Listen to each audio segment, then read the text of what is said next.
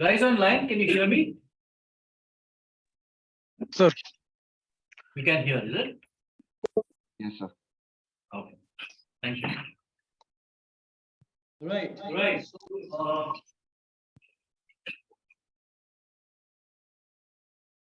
Why is it echoing?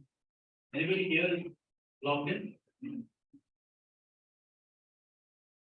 You're logged in? Okay, if you logged in, please log out.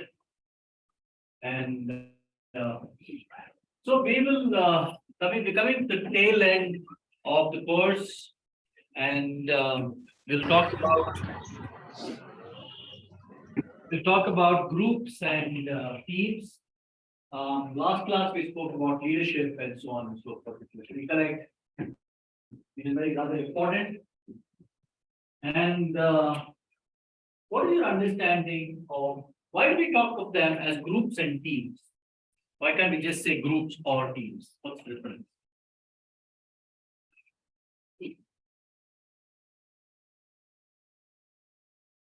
Why are we using the term group and team?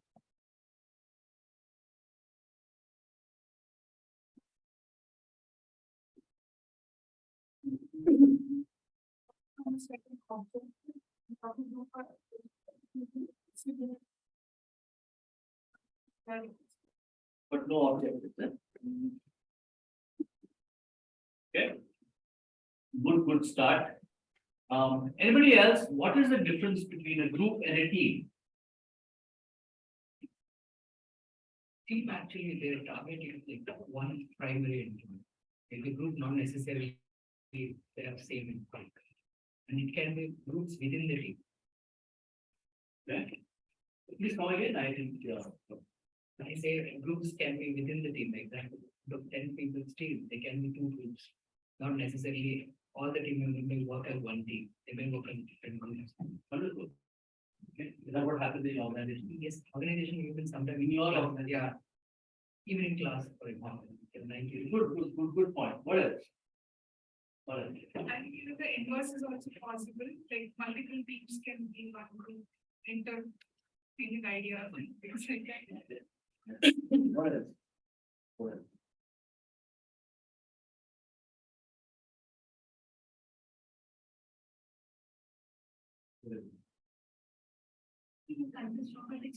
So it must be efficient.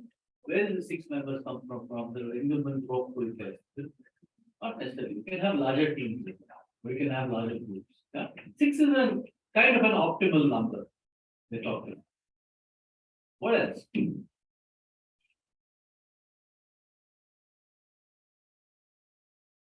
Why are we talking about groups? So somebody said objectives, somebody said you can have different groups within a group, or you can have different groups in a team.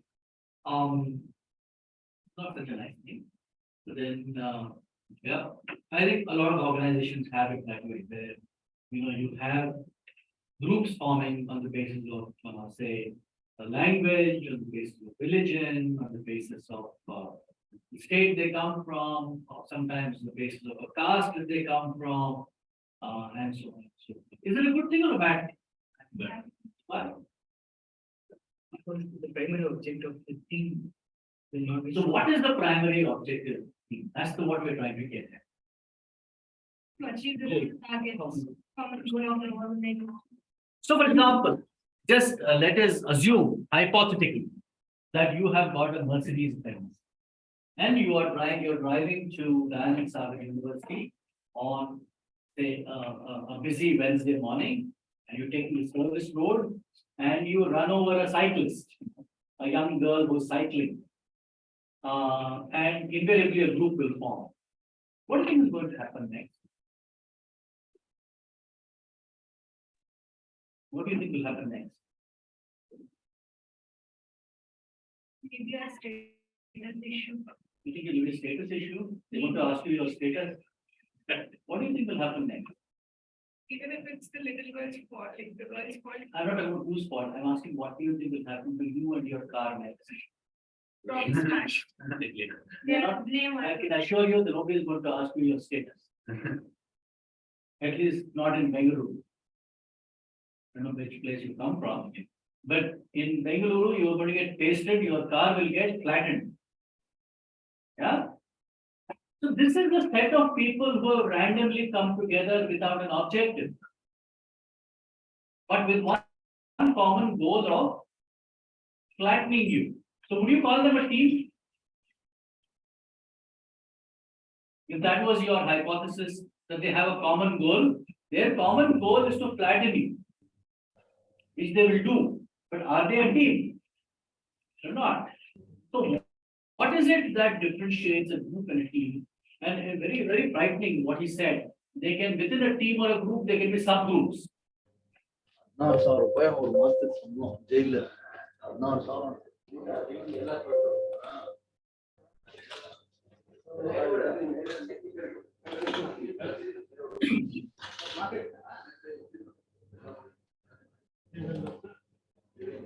Mr. Deepak, are you there?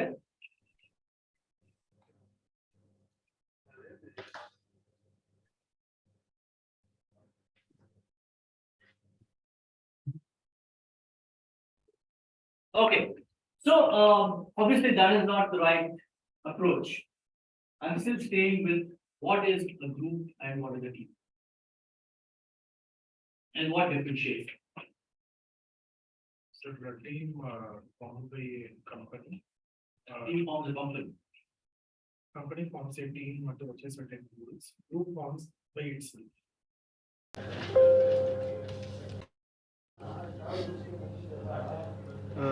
Excuse me, sir, the voice is very low.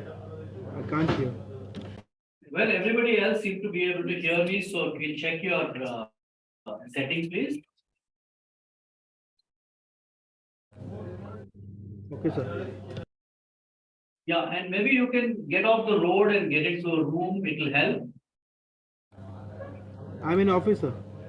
But there's a lot of noise, background noise coming from where you are. Into office, sir. I'm into office. Okay, I will check the settings. So, there will be. Now, what else? Somebody was saying something. Yeah, we Formed by company to achieve a certain goals. okay, okay. Team skills would be the mature that could be an attribute that is being given. For a team, your skills could be something an attribute that is being measured, but might not be the case for a group. Okay, in a team, you can have attributes, can measure outcomes that can measure.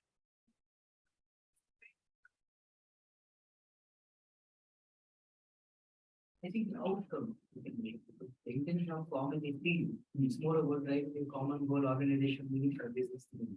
But not necessarily groups are formed, like you said, you said, you can form itself based on the interest or based on the religion, but intention. And sometimes even the organization can also create a group within the team for certain small goals to achieve something. Organizations generally don't create groups unless they want an outcome. Yeah, groups generally form on common self-interest. Like I said, based on language, based on religion, and based on so many other factors, which may have nothing to do with the organization per se. And that's the problem. So, okay, so let's move on, and then we'll try to figure out what I'm talking about as we go along. We'll leave that for the moment. Yeah. So, this is a fascinating subject, both groups and teams, simply because there's a lot of literature on it, and people have not been able to, fully figure out as to what brings some people together to form a team. Why do so many teams evolve into groups, which sort of, if anybody is logged in from here, please log out. It's creating an echo. Yeah. And yeah, so what are some of the learning objectives? Distinguish between the different types of groups. What are the different types of groups? Describe the punctuated equilibrium model of group. How do groups form actually? Yeah. and show how the role requirement changes in different situations. What are roles exactly? What are roles? What are roles? I mean, what role you want to play? I mean, What is your role? what is the No, no. See, the problem with many of you is that you give complicated answers to simple questions. You don't have to think so much, yeah? What is the role that you play? Part in that, my part in that. Role. Who's the role here? I'm asking, what's your role? I'm not asking, what is your role? The set of In the digital college, things we have. the What is your role? team leader? What is the role you're playing here? That's it. You're a student here. What else do you play? What other roles do you play? You're a daughter to somebody. What else? You may be a wife to somebody. Yeah? Are you a mother to somebody? Do you work in an organization? What do you do there? What is your role? Team lead. What? You're a team lead. Okay. Manager. You're a team lead. You lead people. Okay. So you're supposed to have a team and you lead people. So we already delineated some 6 roles, right? So what does this mean actually? So now let us take this off from the ground level. Since we answered the simple question that you may be a father, you may be a husband, you may be a son, you may be a team lead, you have a team, you're a student here, you might be teaching somebody, so you're a teacher, blah, blah, so many things. Let's take this off the ground level. Let's take it to the stratosphere. So what does this mean? If you look down at this, what does it mean? one person can play different roles. Absolutely, one person can be playing. Different roles. So what? So what? So what happens? If one person is playing multiple roles, so what? Depends on the situation. Absolutely, absolutely, right, right. So what? So what? If you're playing multiple roles, When it comes to organization, then maybe I should be. Maybe. possible. You can be insufficiently contributing to your organization because you play multiple roles. Okay, that's fine. What else? So you have things like role conflict, right? You have so for example, what is role conflict? So women face it more. You should be able to answer this question. What is role conflict? So for example, suppose there is a kid at home and the kid is sick. Who stays at home? Very rarely you will find the staying at home and looking after the, but you have an important assignment to do in the office, but still you will bear the role conflict. And that's why it doesn't surprise me that more women don't make it those exalted positions like CEO and so on, because they have serious issues with role conflict, which men most of the time don't understand and don't participate in action. They have carved out a space for themselves as the main breadwinner for the family. And they believe that for them, if you go from the hunter-gatherer times, to the man who went out and put the food on the table, and the woman who took care of the family and so on. So roles are pretty clearly delineated. Today they are not. Today both are hunter-gatherers. So both should be able to take care of family. That's not happening. At least legally. Yeah. So you got this phenomenon called role. And the faster you understand it, so it is better because then you will develop a sense of empathy for other people. Also, you will sort of not take yourself so seriously. Yeah, I am a team lead. I am a sub-inspector in the police station. I am a general in the army. Yeah, or I command a ship. It's good to take your job seriously, but it's not so great to take your self-seriously because all of us play. So can I go home and create and behave like a captain of the ship? Get one tight slap from my wife. Yeah, so it doesn't work. So the problem is that most of us get stuck to roles. Yeah, which is not a great way to live life. Please understand that all of us, all people, several people, and that is why life has become complicated because you are juggling roles or you're shifting rapidly from one role to the other, which is confusing. And believe me, the complexity for a woman is far greater than it is for men. Okay, demonstrate how norms. What are norms? What is a norm? What's a norm? Beliefs or beliefs or existing practice. Where do they come from? So, for example, what's a norm in this class? We may not have talked about, but then some self-established norms in this class. What are some of them? Attentive, being attentive. Being attentive. Very good. Yes.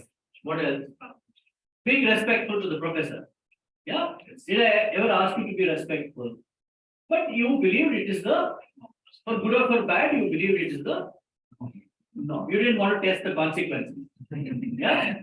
So that's a norm. What else is a norm? On time, being on time. Being, which is generally not followed. Okay. What else is a norm? Come decently dressed. Yeah, it's a norm. So, very strange. And where do they come from? So, for example, last week, and I had gone for lunch to the Bangalore Golf Club, and very interesting place.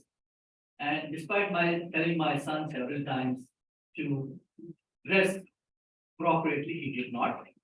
He was in a pair of shorts, and since he's just turned up from America, which apparently is a dress code there in an IT company. So he was in a round neck t-shirt, and we ran into problems straight away because it's not the norm. The norm there is you wear a it's not formal. You can wear shorts apparently, but men should wear a shirt with a collar. And then we were having a discussion, and we got through. But I was having a discussion, and I asked the person, "Where does this norm come from?" Because there was a blank silence, and blank look actually, and a silence. And I said, the norm actually comes from the Navy, where the differentiation between officers and men is actually whether you wear a collar or not. So in the British Navy, which we followed, all officers wore a shirt with a collar, and the crew wore one without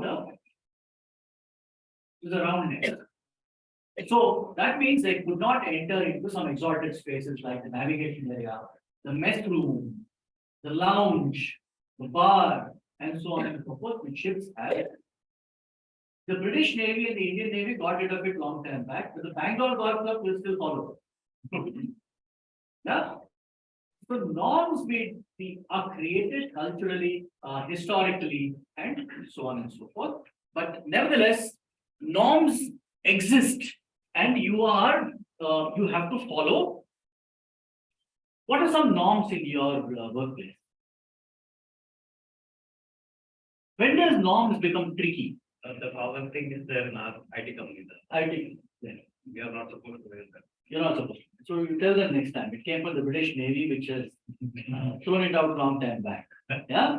So where do norms become problematic? We don't follow or when we don't when we violate. We violate norm. Okay. I think the scholar business is a good norm to violate. But The same thing. The role conflict or person conflict. Could be a cultural conflict. Yeah, where after all, many norms come from the culture that we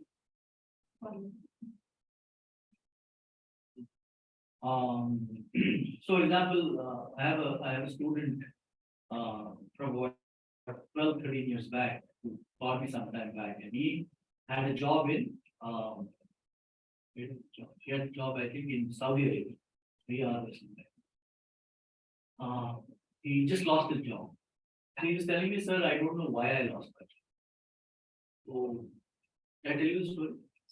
I told you. What? Yeah, so he was in a place where everybody ate non-vegetarian, and he was the only.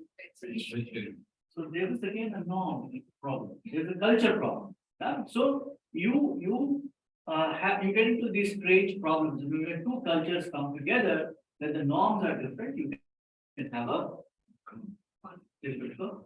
conflict. But that is one part of the problem. What is the bigger part of the problem with norms? So, for example, say if I take 6 people here, 1, 2, 3, 4, 5, and 6. All these are very average people. They have a team and they're average workers with average intellect, and they believe that we are delivering something which is of some value to the organization. We are doing work which is just good enough to keep our jobs. We're not overexerting ourselves. Now, suppose suddenly you get one hotshot guy like me to the team, super achiever, and wants to drive progress and deliver more. What do you think is going to happen? What do you think is going to happen? Practically, what do you think will happen? There will be a group of them.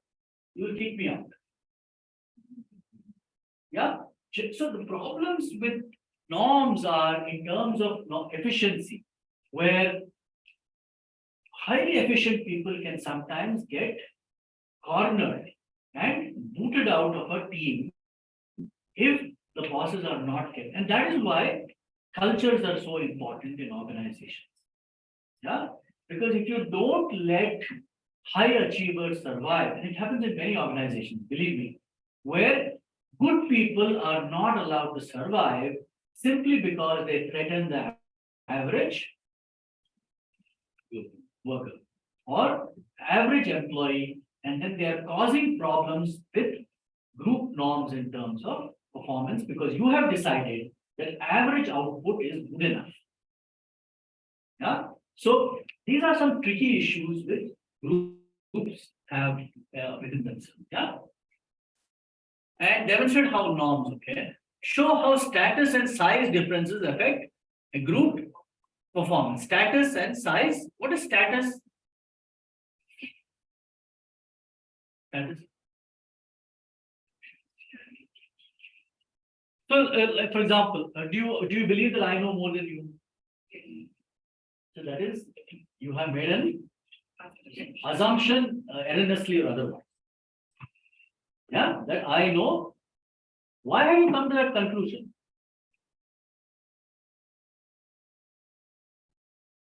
Because they're very tight. Okay. Classic Indian. Experience. Because I'm a dean. Yeah, because I call myself professor. So there's a very interesting experiment conducted in Stanford University. Americans are really interesting people. So this was just after the World War. And I told you the story, but I will repeat. So a professor put out an advertisement saying that I want a volunteer for $5. It's going to take half a day experiment. $5 in 1946 was a lot of money. And several people turned up. So the professor said, experiment is random fellows like you. Professor said, experiment is simple. I will sit in room A. The room B is like this, it's got a thin wall separating. You have to sit, and there is a large wheel. Okay. When I tell you to turn the wheel, you turn the wheel. That's all. Don't do anything else. So obviously, people ask what happens when I turn the wheel. So professor said, so this guy, he was actually a medical doctor types. He was tall, handsome. He had a long white coat. He had a stethoscope around his neck. He looked very authoritative. He said, look, listen, I'm going to carry out a quiz here. When a person answers correctly, he will get a small reward. When he answers a wrong thing, you turn the wheel in that room and he gets an electric shock. Don't worry, it won't kill him, but it will make you feel pain. They started. So he would say, wrong answer. So the guy next room would Turn the wheel. turn the wheel. And this fellow here, who supposedly to give, that guy can't see this fellow. So he would say, wrong answer, he would turn the wheel and this fellow would shout. And he would say, okay, next time, raise the voltage. So the shock is, and this shouting would get louder and louder. And he called 20 people for this experiment. And they found that out of the 20 people, only one person said that this is all nonsense. I am not going to shock random people. And he got up and left. 19 people gave various kinds of shocks to some people whom they did not know. Think about it. You don't know who this guy is. You're called for some random experiment for $5, and you are giving shock to somebody without knowing the consequences. Why? Then later on, they asked, why did you do it? They said, we thought something is wrong, but this fellow with a white coat and a stethoscope, and he looked very authoritative.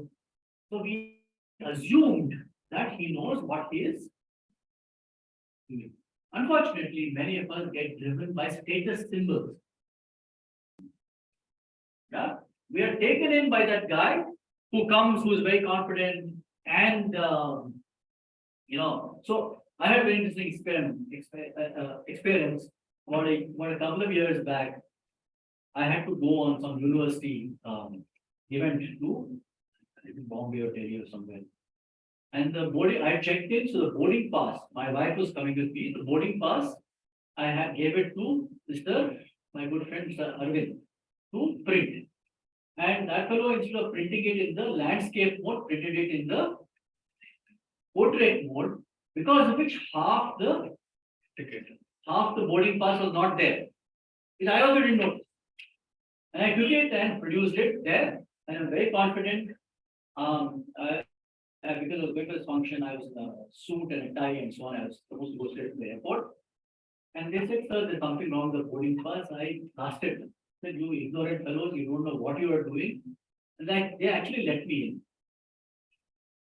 Yeah, it goes to show that unfortunately, status norms are driven by many extraneous factors.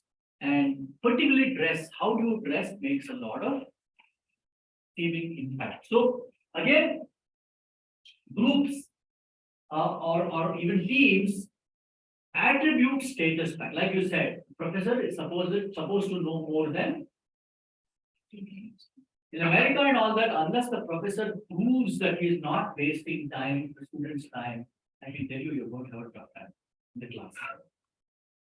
Yeah, they're very clear that show me how you are benefiting me by me sitting in the. Because otherwise I think to spend my time in a mall or doing gaming or spending time with my girlfriend / boyfriend and various other. So the pushback is fairly strong. So status, size difference, we talked about size. Cohesiveness and diversity can be integrated for group effectiveness. So what is cohesiveness? Cohesiveness. Cohesive. What is cohesive?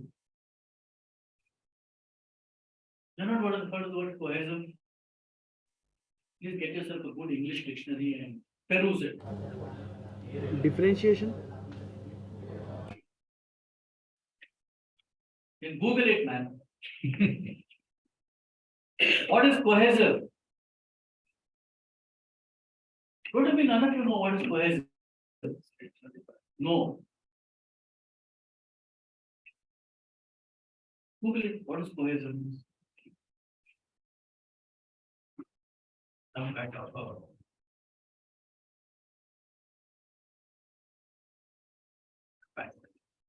no. No pushback. Getting united. Getting united. Forming unity. Correct. That is cohesiveness.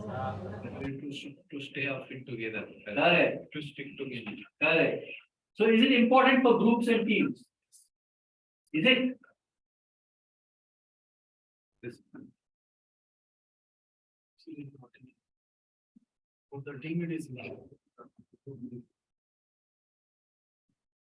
Why?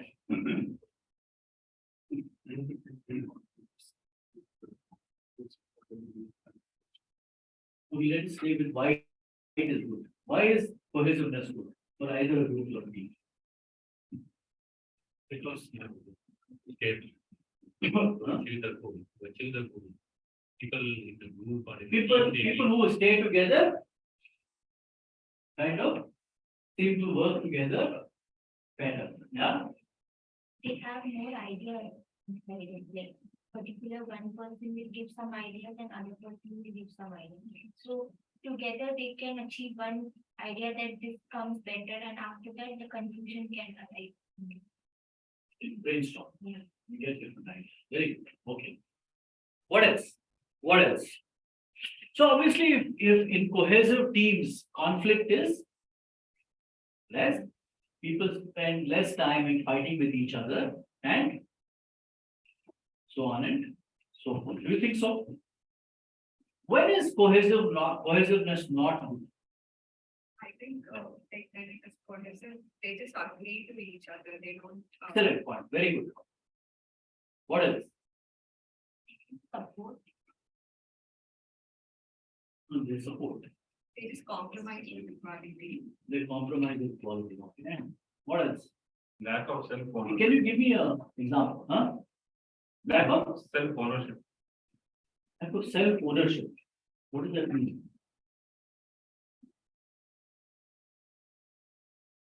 They might rely on other persons in the group instead of going ahead. Good point. Very good. Okay. Yeah. Yes. Why is too much of cohesiveness? Personally,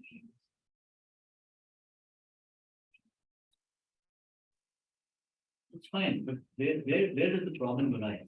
And I think one of these guys briefly alluded to it. Any examples where too much of cohesiveness is not good?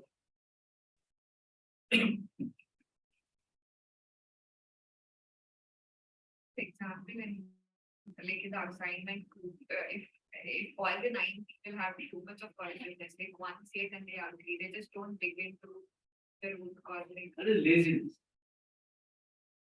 Yeah, so but yeah, it generally arises because how do you mitigate that? How do you mitigate that excessive cohesiveness? Bringing diversity within the team. Very good, excellent, bringing diversity within the team, yes. What else? What else can you do? Suppose there is no diversity. What do you do? Like, more of what they should do. Okay. The question is, good point. Diversity brings in that kind of ability to ask questions. Suppose you don't have diversity, what do you do?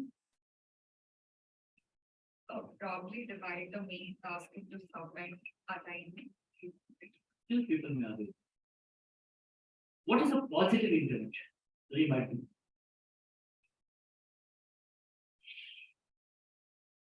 Have you heard of this term called devil's advocate? No? So generally what teams do, good groups or teams do, is they assign the role of a devil's advocate. So for example, all of you are very cohesive, you come together and you decide the dean is a useless character, he should be replaced. Then you will have one person who will play the devil's advocate, who will say that, no, I think that he is the brilliant person for so and so reasons. And this generates hopefully generates, unless all of you join together and kill that guy, all of you, it will generate some amount of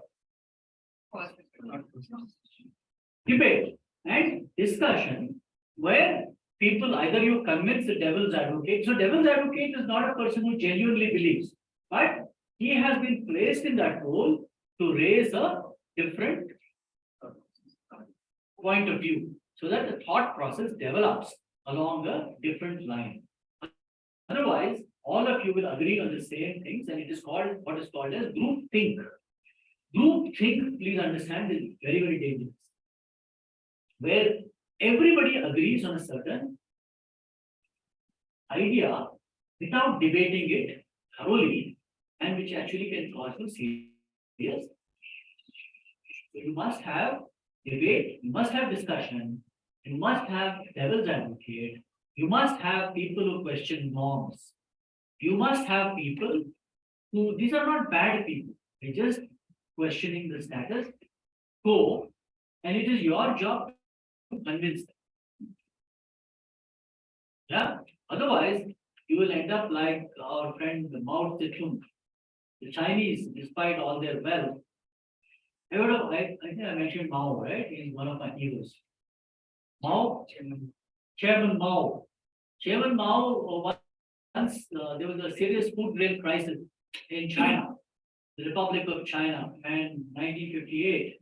And Chairman Mao went across and asked his chelas, people like you, asked them, why is there a shortage of grain in China? We're a great country.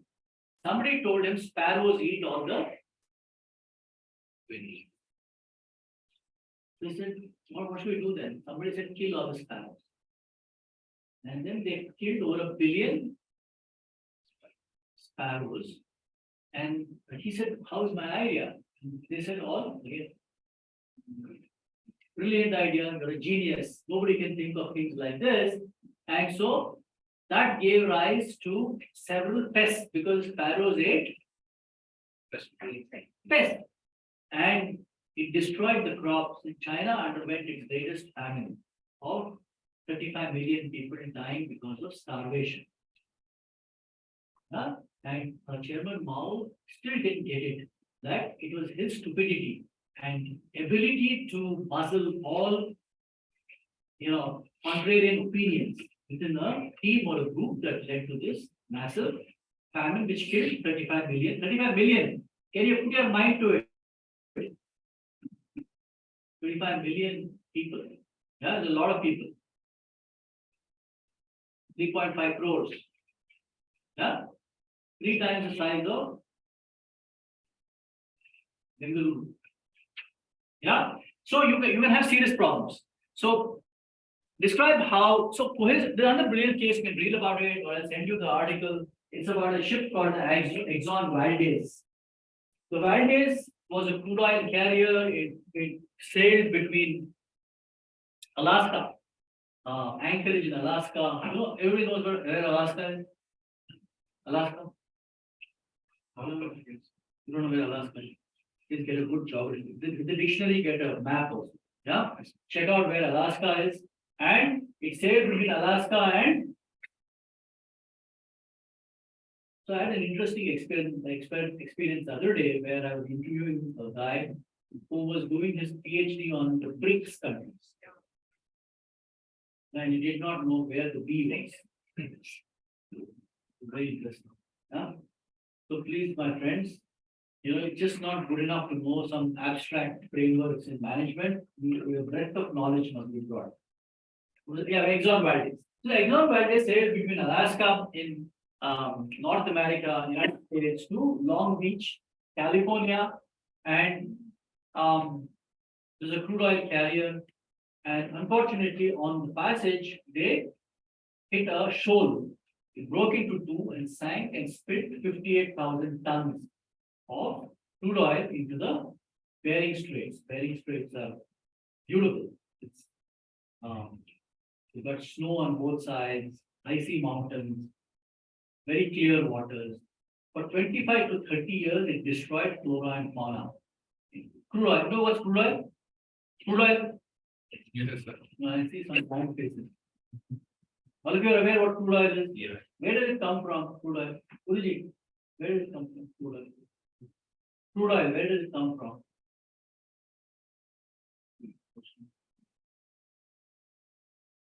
comes from underground, yeah? So fossil fuel, you don't distill it from the air. So, this crude oil, when you spill it on water, it sort of covers everything and destroys flora and fauna. So, that's not the point. The point is it was the greatest environmental disaster known to mankind of then and now. The point is, when it went to court, everybody said, so the problem here was that a very young officer was navigating in difficult waters and he fell asleep. So the question that was asked was, why wasn't the captain on the bridge and navigating the ship in the good time? The captain was not there because he was a drunkard and he was sleeping. So the question was, from when was he a drunkard?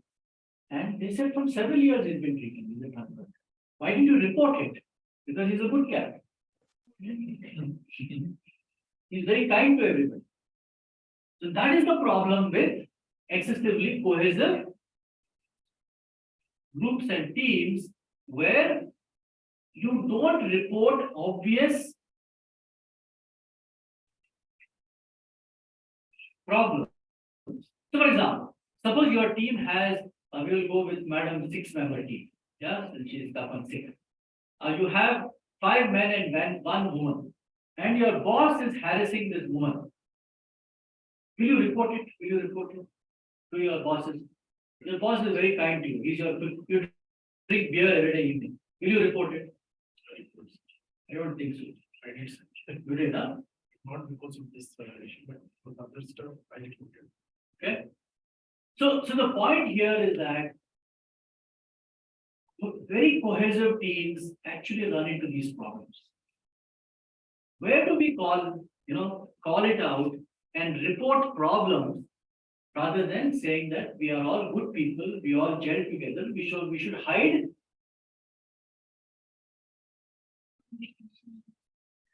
Yeah. So, in fact, there's a very interesting experiment in the United States, again, where they got a group of Indian students, and the question to them was: suppose you're traveling on the highway and the speed limit is 80 miles an hour, and your friend was doing it 85 miles an hour, your close friend, how many of you would report it? Most of the Indians said we will not report it. While most of the Americans said, even though this is our close friend, we will report it. So the sanctity of rules, seem to be more deeply ingrained in that culture than in our culture, where we seem to bring in extraneous, actually wash your face. Falling asleep. Insecure. Wait, no, right, okay, done. So, yeah, so you can actually have problems with following rules if you sort of have excessively cohesive teams which don't seem to want to report. In fact, that's when I was commanding a German ship, two very close friends, they were not speaking to each other when they came back after they leave. And I asked one of them, what happened? He said, Cap, you don't know. It was a non-alcohol ship. That means while we are sailing, you cannot. As against what many of you think that people are drunk mostly on ships. Yeah. Actually, when you're sailing, you cannot drink. He was saying that when they used to change watch at 12 o'clock in the night, one of them used to go and have a can of beer, which was 1 can of beer. It was reported. So one of them got a warning. Look at the rule. Now they were very close friends, but the rules are okay. So I think we can move on. We covered a lot of stuff. A group is defined as 2 or more individuals interacting and interdependent, yeah, who have come together to achieve a particular. So groups also achieve objectives. Groups can either be formal or informal. Formal, so this group which came together to flatten her Mercedes and her is a formal group or an informal group? Informal. Formal groups can be put together by a company, by your manager, Generally, there's an accident, so you can form a safety group and say, go and investigate and find out what's happening and so on and so forth. Informal groups are, where groups of people go to smoke outside the gate. These are, you have those, people who go out and smoke, then informal. A lot of information gets shared. These are informal, or people who go and have a drink in the evening. Again, a lot of information gets. People who play cricket on the weekend. Same. If Leak that. Information gets leaked. we discuss. If the information is really worth leaking, that is. When you're.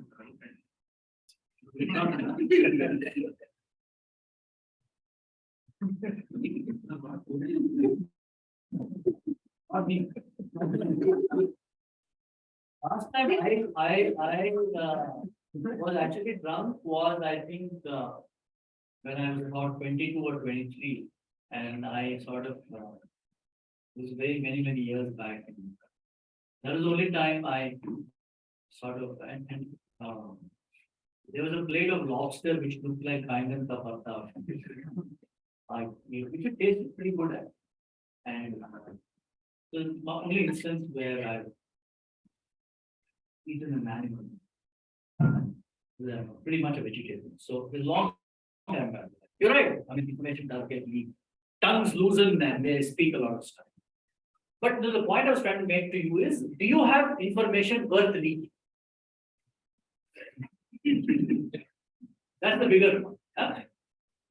Okay.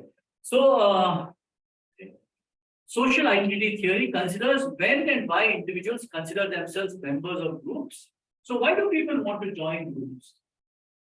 Why do you want to join your language group, caste group, religious group? Because you relate to them. To relate to them, very good. What else? Common interest. You have common interest, very good. Security. Security, excellent. Good point, yes.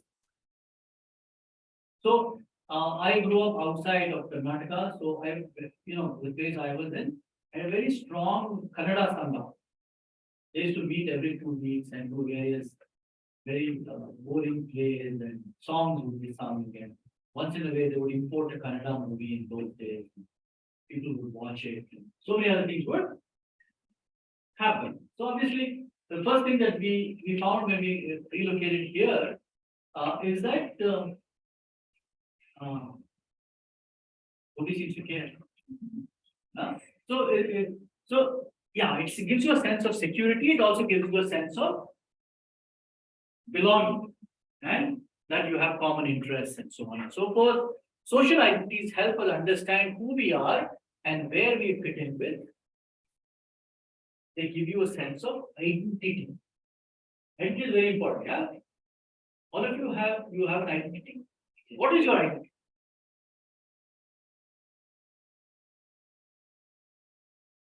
Suppose somebody asks you, in a not normal, in a metaphysical way, who are you? What do you say? Right. Great. What else?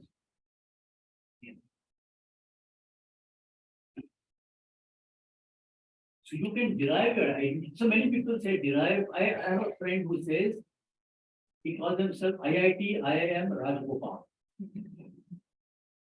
Identity. Yeah. What way they are asking the identities? So I said metaphysical sense. Who are you? How do you explain yourself to the wider society? Suppose somebody asks you, who are you? What do you want to tell them? Who are you? Who are you? Do you describe yourself as a citizen of India, like somebody said? Do you describe yourself if you went, huh? It depends on the location where you are. Basically, if you want to say citizen of India, it should be somewhere in another country. It makes sense. Very good point. It doesn't make sense here. Well, he could be a Pakistani who's staying here. Maybe. Yeah, good point. How do you describe yourself? Think about it. If somebody asks you, who are you?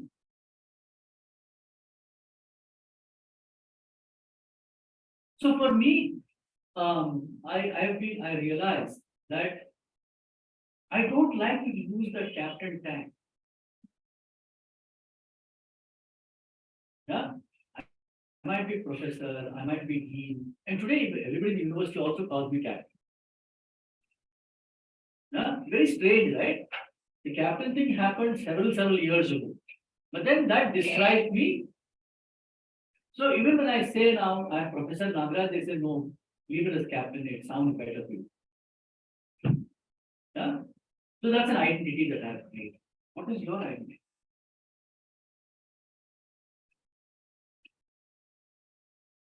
So when people can't establish a firm identity for themselves, they want to become members of groups because they feel that the group will establish an identity for them. You agree with me or no? Yes, yes. You can disagree also. That's why you have people becoming members of various caste groups, yeah, or religious groups. Because they can't establish firm identity for themselves. They want to be identified. They want a sense of security, like somebody. Some groups will not be having any identity, intention of creating identity. For example, some groups are creating instantly based on the situations. For example, road accident. Immediately the Those people, are informal. there is no. And then they disperse it. These are more formal, permanent. Yeah.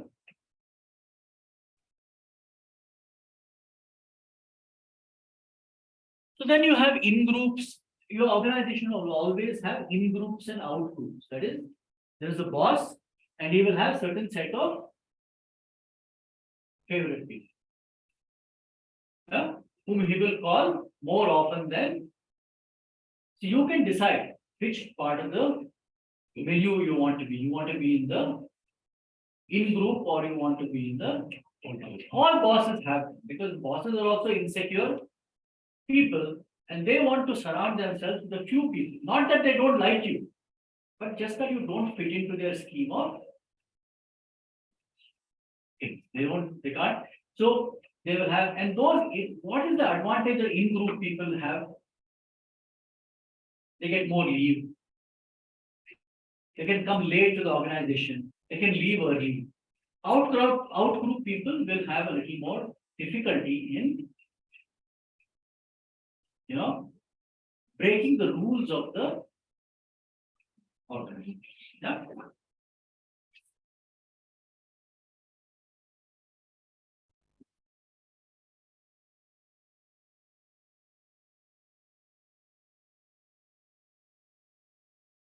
So obviously also people will, so there's a social identity threat. Also, for example, you are in a group and you identify with a devalued. So who's a devalued group in India? Can you think of any devalued, any groups in India that are not so popular? Very politically charged question. Yeah?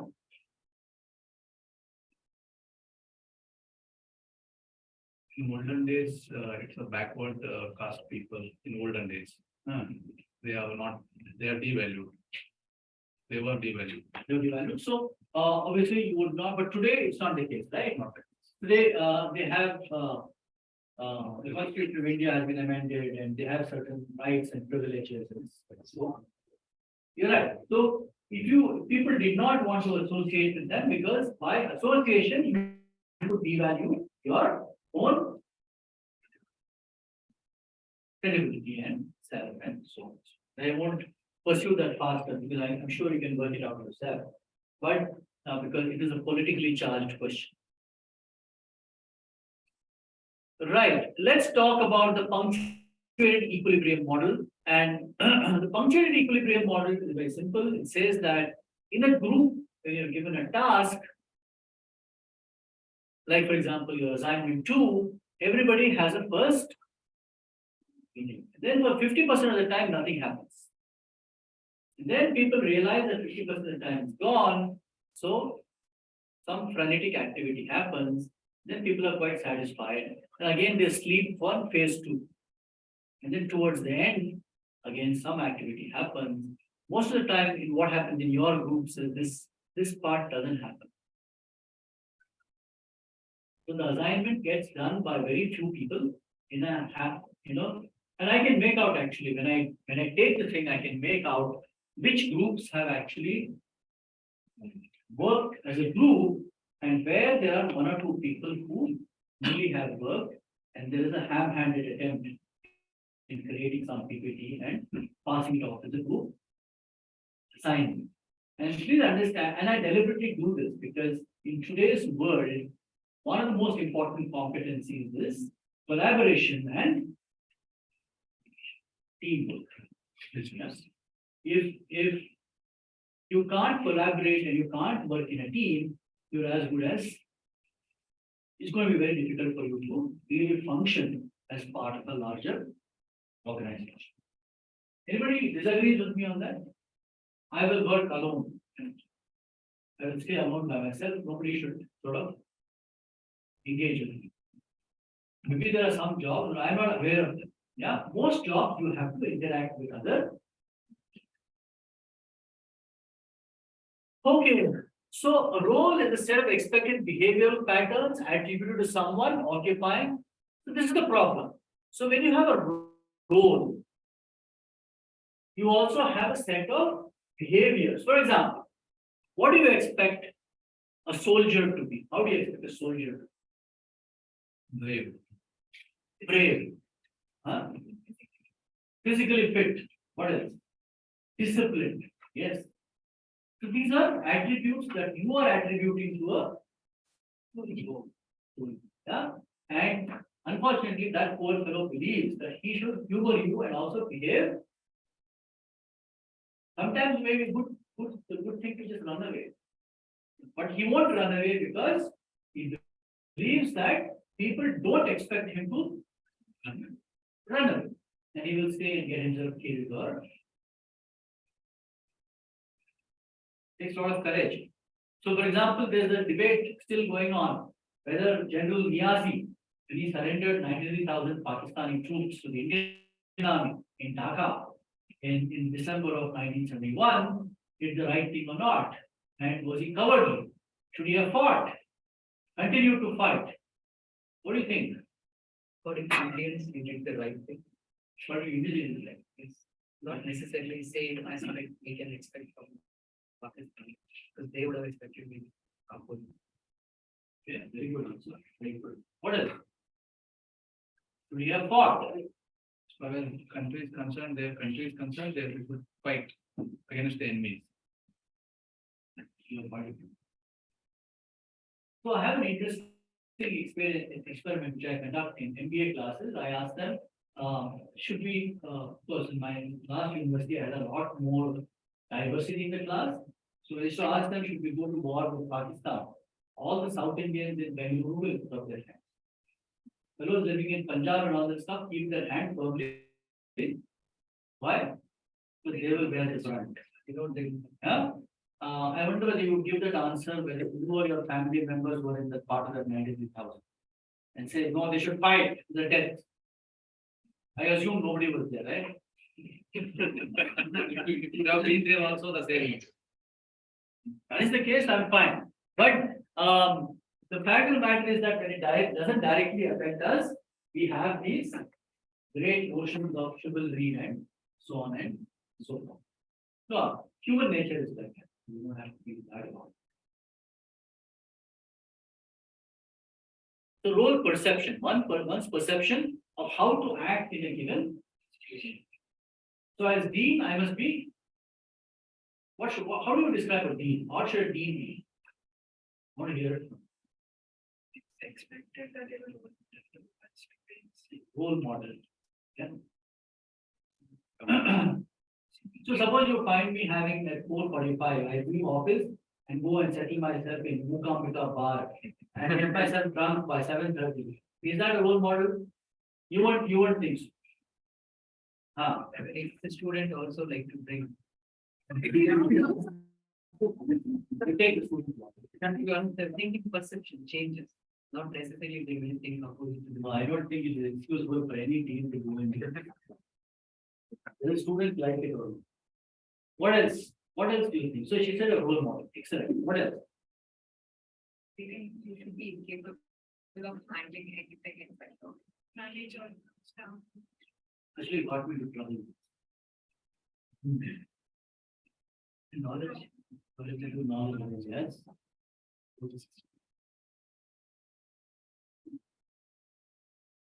the leader who unite the students to direct them towards what you wanted them to be. Role model. Very good. Yes. Great. Comply to everything legally as well as try to be emotionally understood. You should be emotionally understanding. Or you should be empathetic. Yeah, very good. What else? It must be adequate, but properly reviewed wearables, probably. Well dressed. Yeah. Well, properly dressed. Strict, you think strict? Hmm? I'm sure it is, yes, but not Yes. encouraging. No. Not encouraging. In some situations, some situations. Flexibility also. So the other day, I know I told you the story, but the other day I was walking past one of those classrooms. I was going to meet the registrar. And this morning, I was a little, I would say tense, preoccupied, and when I was passing, I just looked in and I think I told you this story. There was this rather healthy looking girl. Who was in this striking pose. She was standing, and one hand was just going into her mouth with a piece of food. So I stopped and went into the class, and on one table there was food.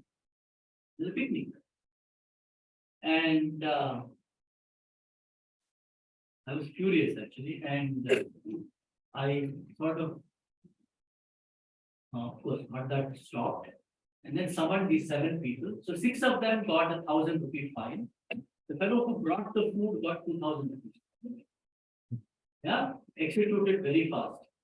And then initially said that, we may not pay. So we won't like to pay. So I said, how many of you are placed? All 7 of them were placed. So I said, then I will unplace you. So now we have opened a ledger for non-tuition revenue. Yeah. Was it right or wrong? It's a right thing, not necessarily being steady or being disciplined, teaching them the discipline. I don't think. Whether they may not want to learn discipline. But listen, I don't want to give myself this halo that I am teaching people on. But I also need to protect people who are disciplined. In every class, I find there are about 10% people who think this is some kind of a circus. And I need to keep them in check. Yeah, because the other 90% want to actually come to learn something. So in that sense, being strict, I think, is reasonable. It avoids the chaos. Yeah. What else? So I actually used to, I do today as well, take my job very seriously. And in one instance where in another university, students had not paid their fees, my boss told me, Captain, if people have not paid their fees, don't issue them the certificates. And I heard it and I didn't digest it fully. Yeah? I was careless. And so what eventually happened was we denied some 60, 70 students certificate. And I actually got myself get out by the 60, 70 students. And what was more painful was in the forefront were a set of female students who were just waiting waiting for me to either push or shove or say something. So I actually kept my hand in my pocket and kept smiling and didn't open my mouth. And of course, I had my close friend, flying officer, Pathania, who is 6'4" Sardar, former Indian Air Force standing there. So I said, "Okay, as long as Pathania is there, I'm quite safe." No problem. And Arvind also was close by. But he taught me an important lesson. That, you might like to take your job very seriously, but you must also be at least discreet in what kind of role perceptions you perceive. And I become actually more cautious after that particular incident. So, because several things played out after that and so on and so forth. So, role perception and role expectations are very important, and you must look at your own role, and it can create serious role conflict. Yeah. And then what is psychological contract? What is a contract? Do you sign a contract? Don't sign it. What is there in the contract? You won't keep company secret, and then you won't disclose, and then if you leave, you should serve 2 months, 3 months. What is the psychological? Not in written, but mentally we want to certain agreement. Correct. What is that mental agreement?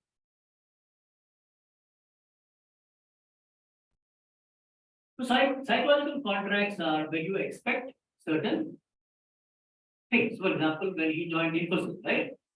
Suppose at the end of the month, they gave him 3 sacks of potatoes and said, "This is your salary." Does it say in your contract they will pay you in rupees? No, right? They say we will pay you so much of money.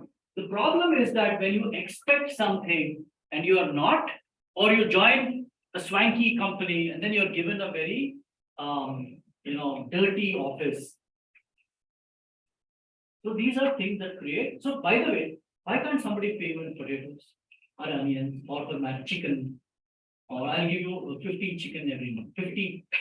I can pay. I mean, it's not worth the service, like, But why not? but it's a barter. But suppose I want They- to call you. I recruit, say, 4 of these people. I recruit in market. I got at the end of the month, I'll give 150 kgs of rice, another one I'll give 25 healthy kgs. Then if I have to pay my bill, then. I'll give 2 goats and that is your point. Why can't I do it? I'm not dealing with your problem. I'm asking you why I can't. This is a question with me. Maybe your organization pays you in terms of chocolates or in terms of or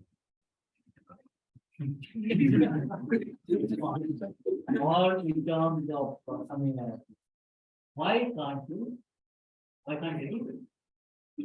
It may not be the monetary value, like potato today may be a retail price cost or. The market cost I will calculate, that minutes cost I will calculate. After. This much of your 50,000 rupees translates into so many potatoes, I will pay you. Not be the That is same. your problem. That is not the only thing required for life. I think mentally we already made our mind to the You expectation. guys are being. The barter system was there earlier, so it's gone. Let me back for your company. It's not worth the value. It's not worth the value. I can't complain. Probably the employees. who go on strike. You can't, I told you last time, no, that you're a shop, you can't demonstrate.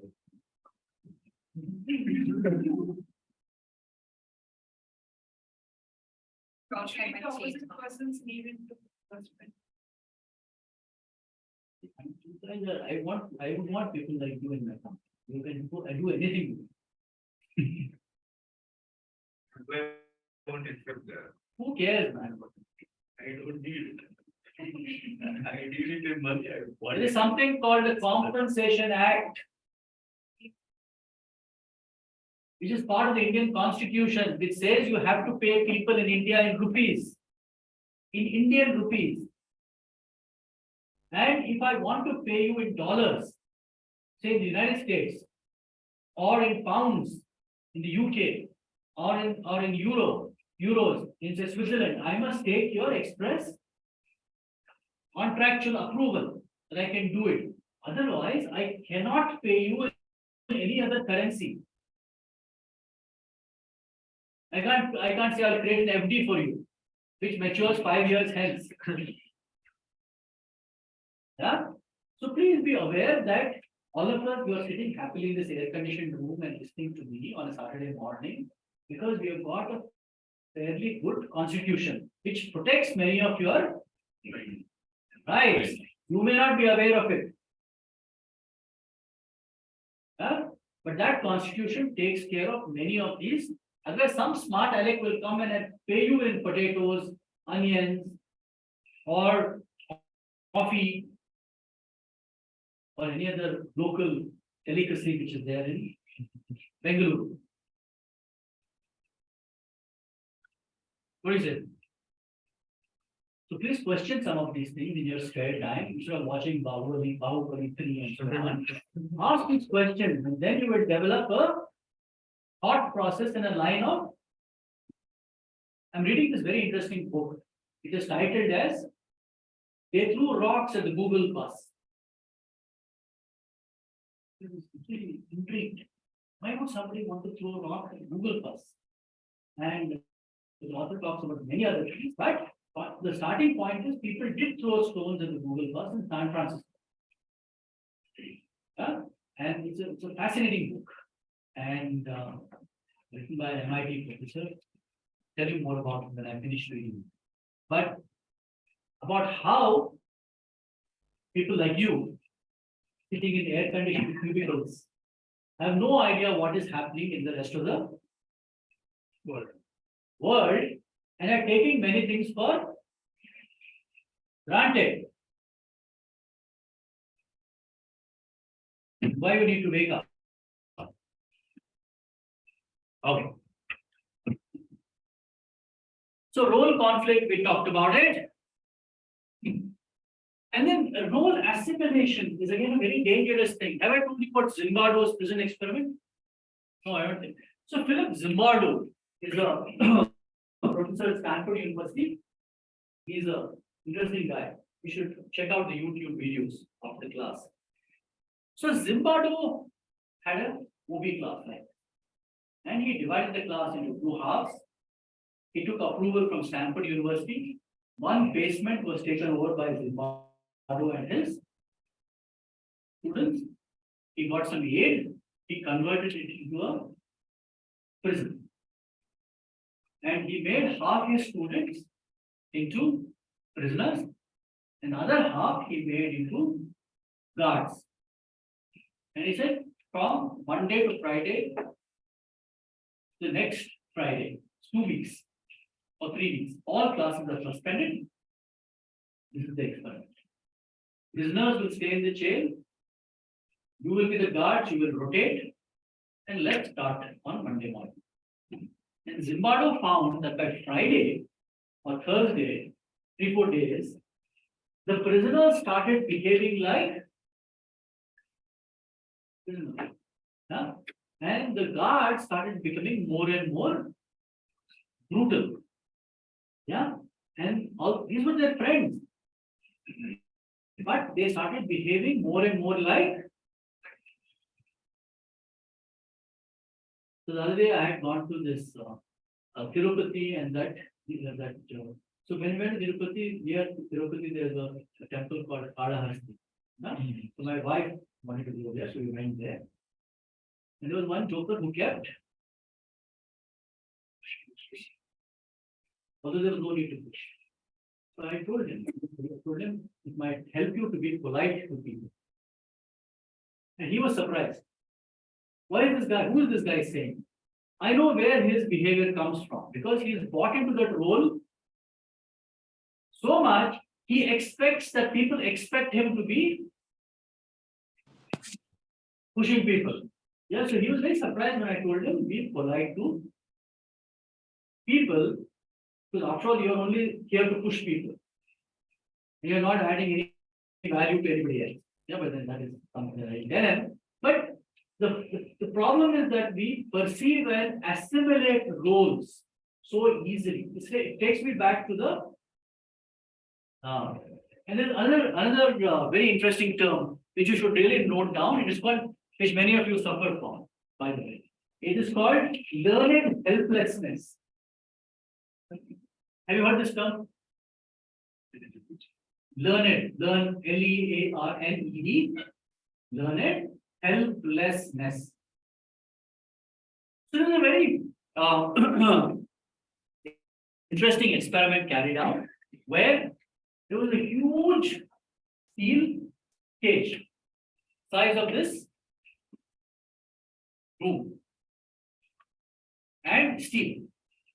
And this professor brought in about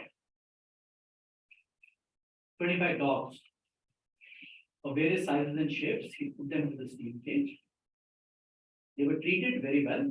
The dogs fed extremely well. They were treated, except for the fact that they were given a mild electric shock. So every time a current was passed to the floor, the dog would yelp and jump in there and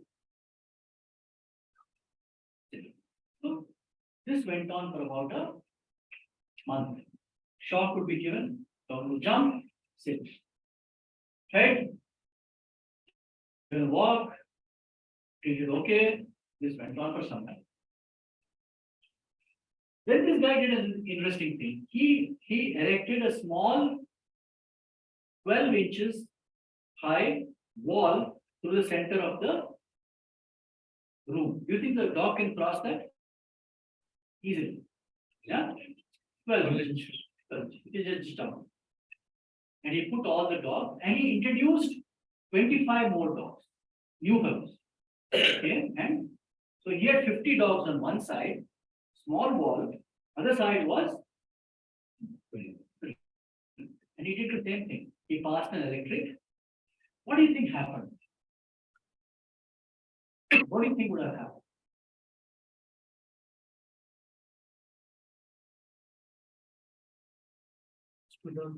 One.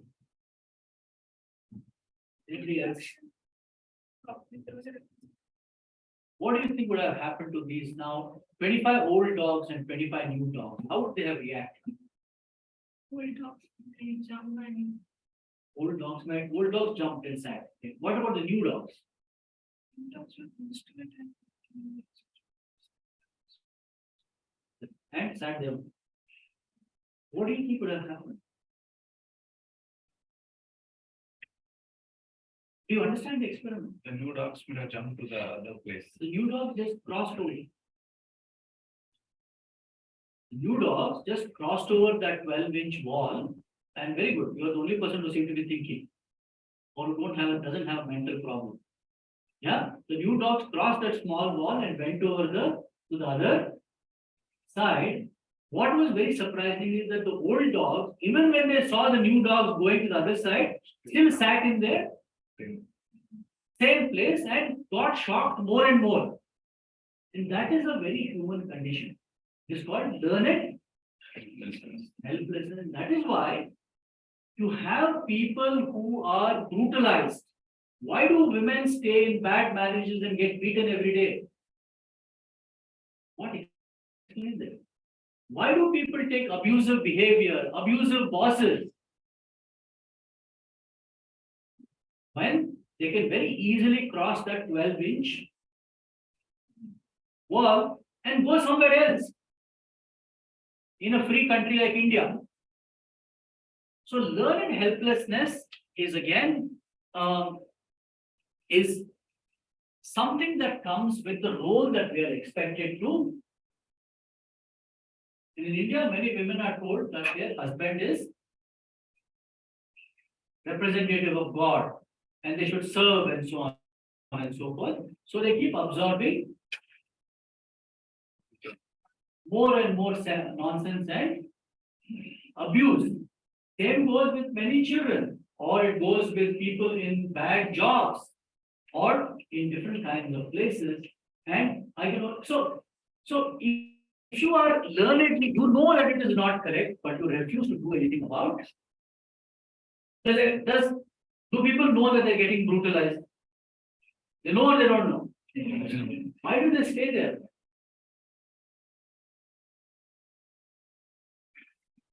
Because here, they may not get job other. Even without trying. Maybe that is the boundary, within the boundary, they think that they may not. There is something, don't you think they're mentally sick people? If you're so weak that you think that, other than this job, I can't get any other job in the world. So that brings us to another problem, which is called, getting too comfortable with your status quo. You're stuck with your job for so long that you become so comfortable that you refuse to look at something else. Happened to people. They said that because of that commitment, we don't want to take a chance. They're all, I don't have the right word to describe them. Yeah. So they stay, they're just comfortable, they don't want to try anything new, they don't want to learn anything new, they are pretty cool about the whole situation and they refuse to move. I'm not saying you should give up a good job. I'm saying that if you are abused, you should have enough of courage and mental strength to say, I'm not going to absorb this nonsense. Rather than sitting there and getting beaten on every day. What do you say, sir? So if you say he comes from a good organization, but the culture is probably set like that. It is same with you. But there are many places which have abusive bosses and so on and so forth. The culture is bad, where they're treating you badly, and so on and so forth. So you hang in there. And don't expect, if you abuse your subordinates, don't expect them to hang in there, and then keep absorbing nonsense that you, unless you are compensating with something else. Maybe you abuse him in the morning and take him out for beer in the evening. Can you do that? I think I had a very close friend who died of cancer a couple of years back. He's a very fine guy, older than me by about 17, 18 years, but 15 years. So when I was a young captain, he was an old chief engineer. We were very good friends. And he told me, Nagaraj, I asked him, Chief, what happened in the last week? He said, my sister got divorced. Is that a bad thing? He said, no, not necessarily a bad thing. They were not getting along, so they divorced. Apparently, after the divorce happened in court, he and the guy who divorced his sister went and had a beer. I found very strange that at 25 years ago, but today I can relate to it. I thought it was a very interesting act. Yeah? Okay, you divorced, but that's an event. So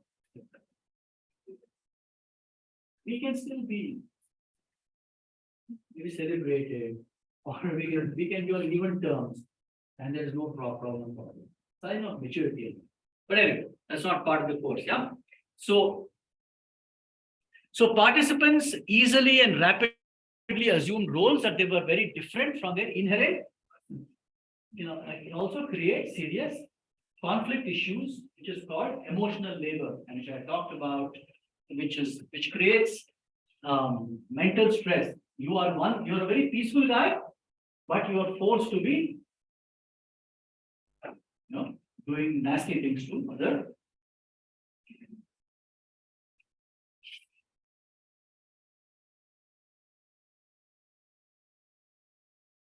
So people like say, you think it would have troubled Adolf Hitler to kill 6.5 million people Jews? No, because he was hardwired to be nasty. Yeah. So acceptable standards of behavior within a group that are shared. We talked about norms and emotions. So recent study found that in a task group, individuals' emotions influence the group's emotions and vice versa. Researchers have also found that norms dictated the experience of emotions for the individuals and the groups. In other words, people grew to interpret their shared emotions in the same way. That means if people in the group got angry, Again, Hitler is a good example of group thing. Hitler hated Jews, which was a shared emotion across the whole Nazi community. And then all of them went and nobody questioned Hitler. Why do you go and kill these? Yeah. So it became a shared emotion, that is hatred, anger, maybe fear. No, I had put a picture here. Okay, this is a very interesting picture because the striped pajamas were what children of the Jews were put in concentration camps. Yeah, they have clueless about what's going to befall them.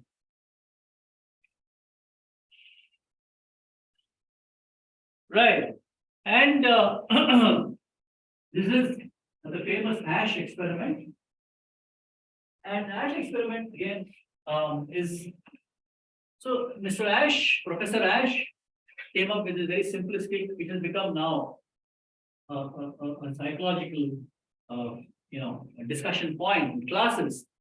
And he said that he had a class like this, and he said that my friend there, the yellow shirt, he is my favorite student. And then this chap in the black t-shirt, he's my favorite student. And Ashwini is my favorite student. And this fellow in the black coat is my favorite student. All of you are unsuspect. All of you don't know. So I have got these 4 people in my group. And so before the experiment, I call them and say that when I ask you which line here is the same as this line, you should all say line A. Listen. So I start the experiment, all of you are sitting here, I put this up on the board and I call him first and say, Kevin. And he says line A. Very firmly and confident. Then I call this guy. He says, what's your name? Shashi. Line. Ashwini says line. Then this Tina says line A. So everybody is saying, hey, this X is equal to line A. 4 people seem to say it very confidently. Now I call this senior functionary and says, what do you think, Chow? What do you think he's going to say? This line A. Then the saga continues because of 2 reasons. Because he is mentally lazy. 1.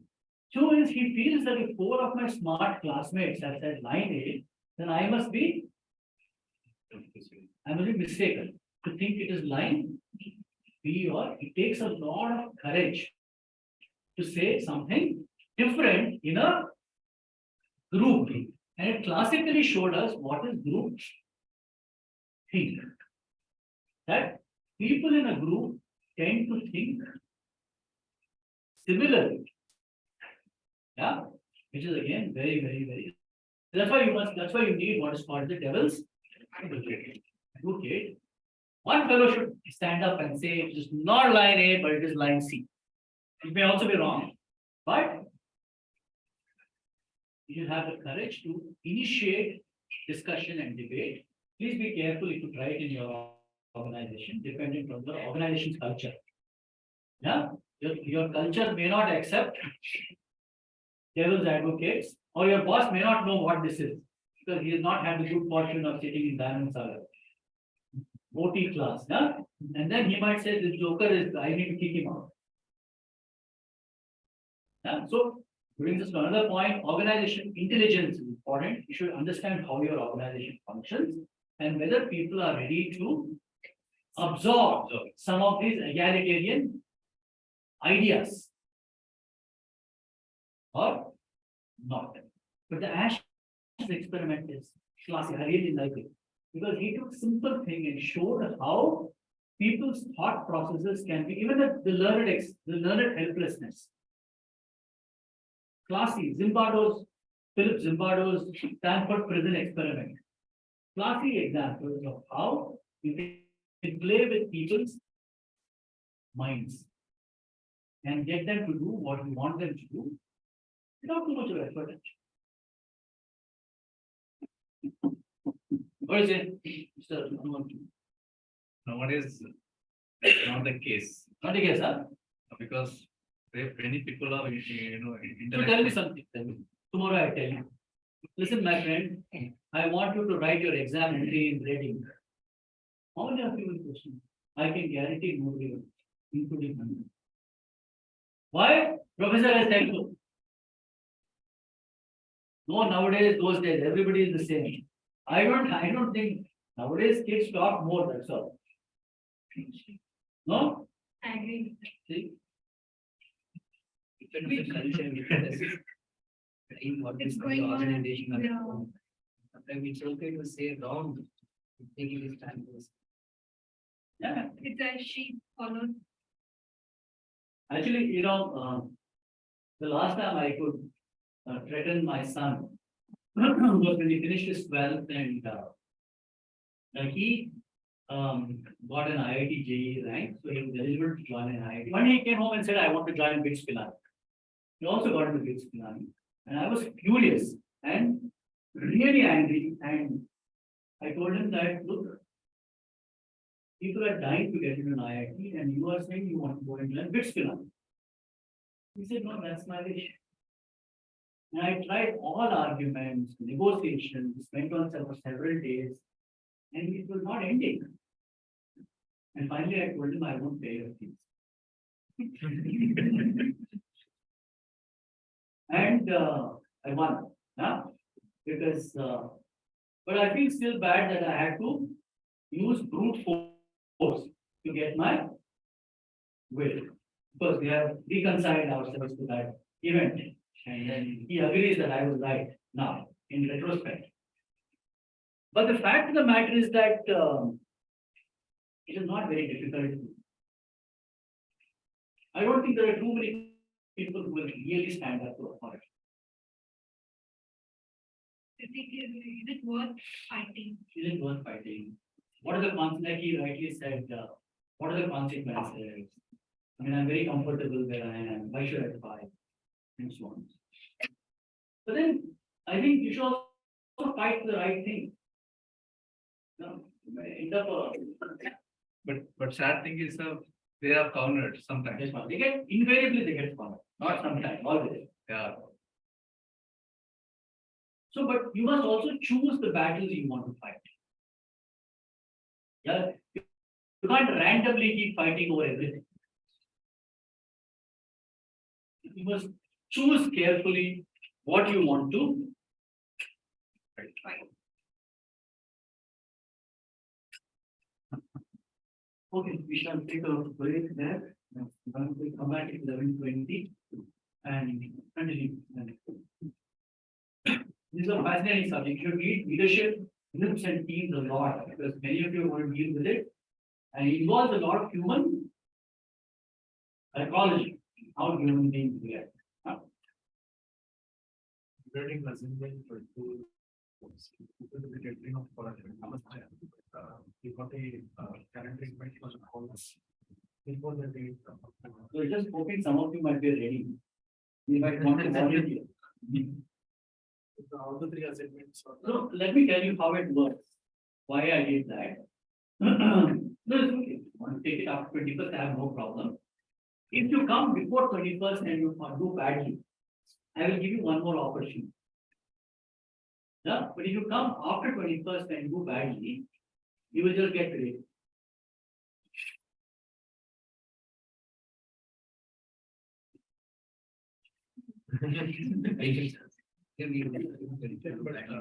That's that, I find that free. No, because also there's quite a strain on me because I have to see so many groups. And over 10, 12 days. And let me tell you also from my past experience, not everybody talks sense. So which is a little troublesome. In my, from my perspective. But I have to give the marks to that. Examination. To 6 in that group. That's why. You can feel free to come up if you're not. Just protest question, right, has been. No, it has not been rigged. This is the rationale. And for the assignment, we got the grades. No, I have been grading people as if I can find them on the, see, what is happening is several of you have not uploaded, some of you have got grade, right? Yeah. So those people who have got grade, I can easily find them on their LMS. That means they have finished the assignment and put their Word document on their LMS. So it triggers. If you don't put your file in the LMS, it means that means you have not got triggered. Means I can't find you in the lesson. Then I can't find your video. Will you also give? Then you will get it. Been a bit busy, you'll have. No problem. Any other questions?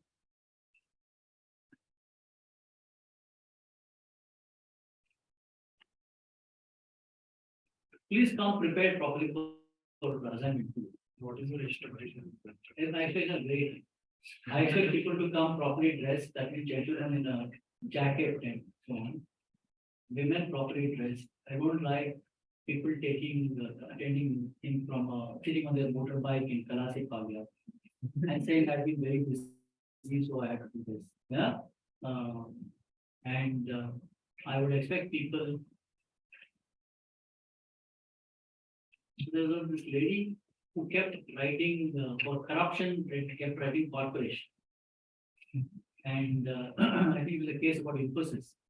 How Narayan Murthy developed a corruption-free organization in a corrupt environment. He kept on writing corporation. I actually called off the presentation. Because she could not make out the difference between corruption and corporation.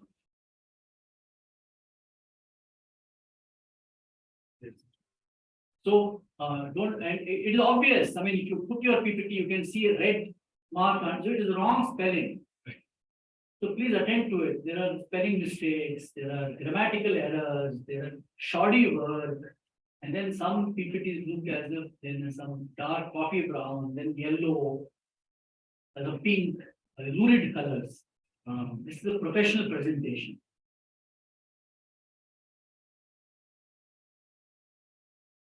We just hope I will do it.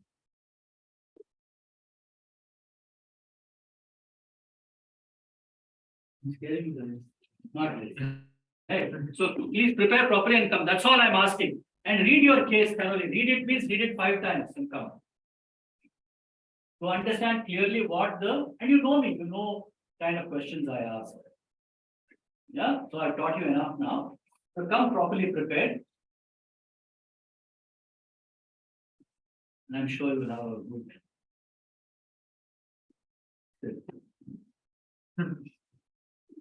Any other question? So all people who have sent me their video and uploaded their document on LMS will get graded. If you have not done either of the two, you will not get it. Also, what is happening is some of you, your names are different. So he will send me his email ID will say Smart Srinath. But his name on the LMS is GG Srinath. So then it confuses me whether it's the same guy or not. You understand? So unless your name is, or if there are no other Srinaths, it's fine. Otherwise it causes confusion for me. I don't want to grade the wrong person. So let's see well. Talk to one long enough. Mission is back. Yeah.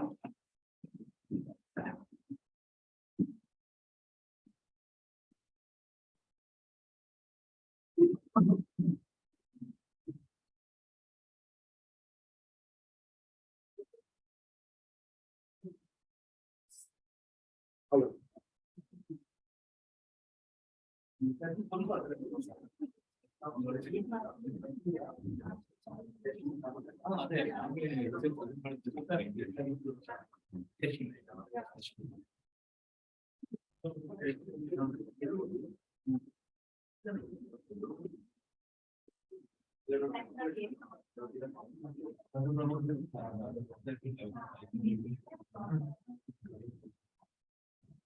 Oh,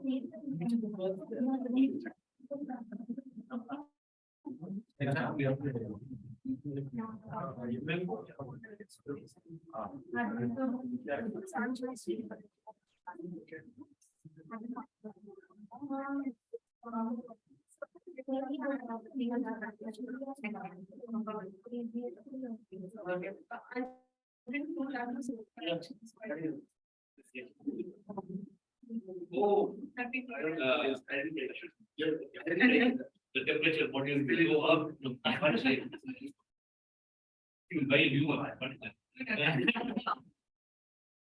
Now you will not get another one. Okay. Hey. No, the first one is not connection. Tell me.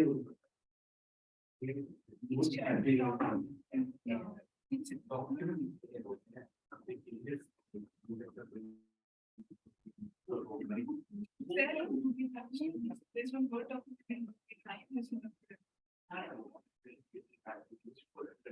You guys are doing right, so you guys are doing for some other role.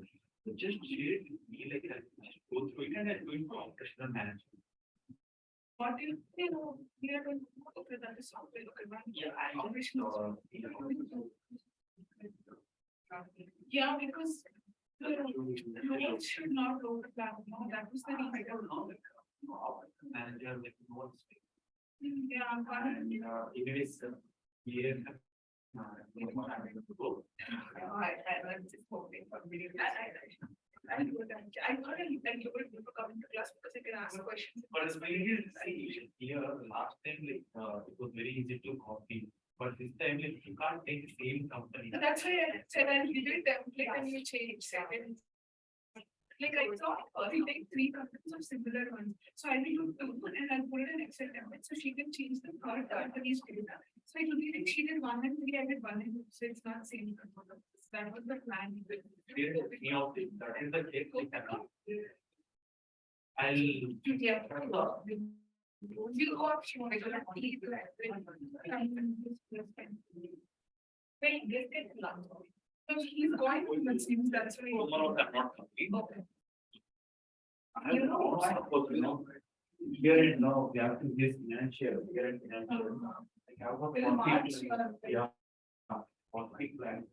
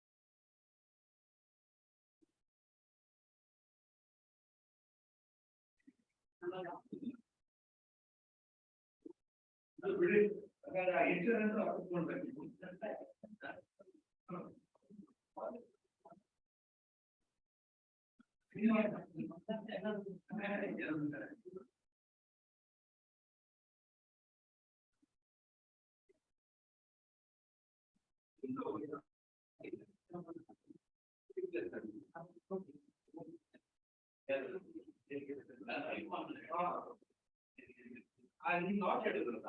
I want to get it.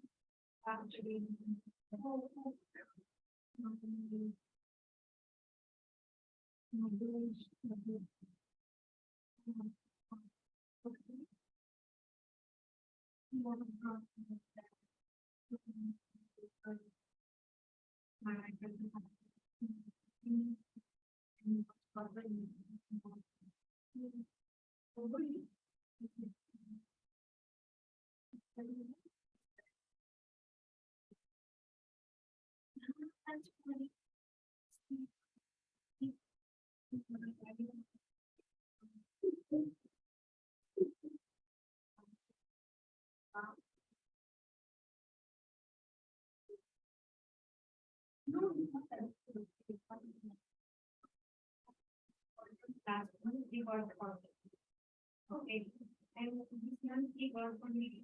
Nobody don't get me. You don't know why he got it last week. And I'll be in my normally I don't make things and first I don't. Nobody that person that not family not going to that. And when my parents are out of station, we go for out of it. I don't know. No, I don't drink parties or budgets came back. Then I'm having some please don't get back in. I don't know if you're is them. Ask because it looks like God. I'm not like why are you drinking? The other is drinking like my yeah, this version. Yeah, that also should think why do you think was for her? Okay. He has a coupon. So he booked it for us so that he books we can have a discount. Something like that he wants to. It's not a big issue.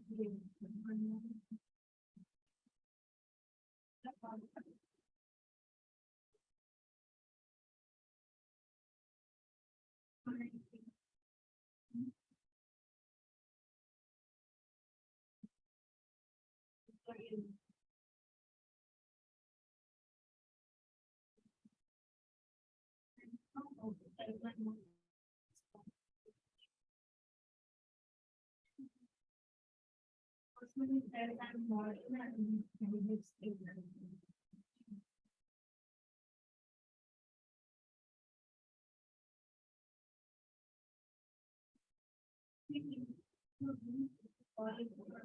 why all this scheduling? Now, college we have to be at home 5:30. If something you say, you have a very good offer to 5 and your mobile will be in class. You be in a silent mode. You are driving, she'll get it, also, happen. Why is this thing happening?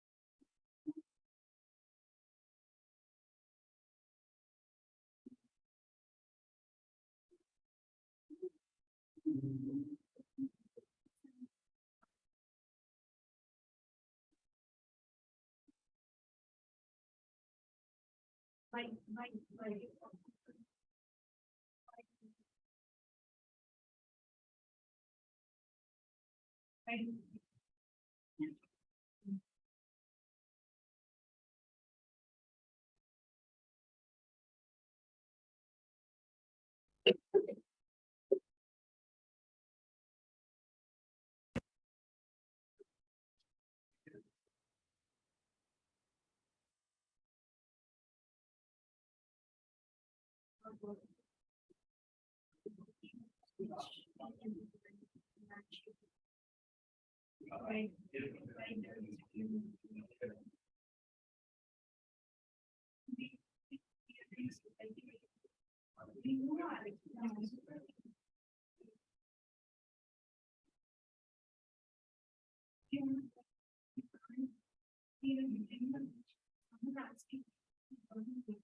You have to put the fabric culture.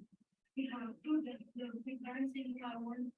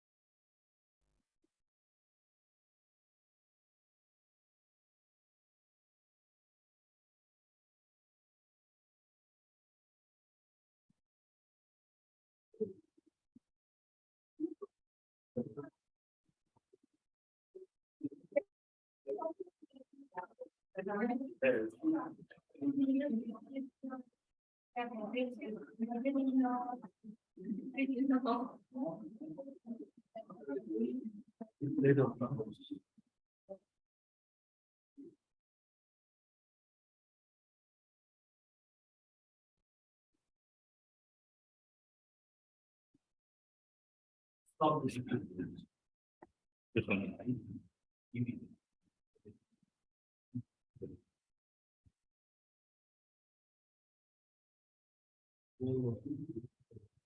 This one. Stop. I'm going to we'll put that next. There is a unique one. I want to play videos.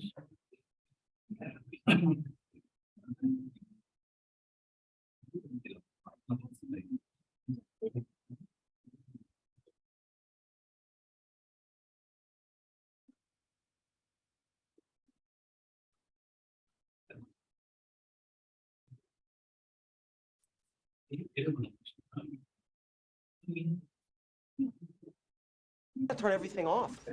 Now. They're not going to make it to re-entry. From this moment on, we are improvising a new mission. Oh, come on. Sorry, we'll get somebody to look at that. I'll get the bulb around here. Are you fellows coming here?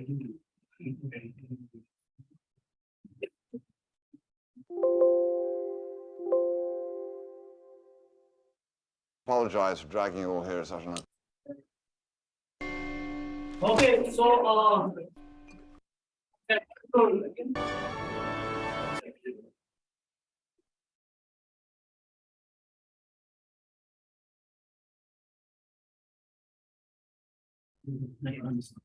first one then. This one? No,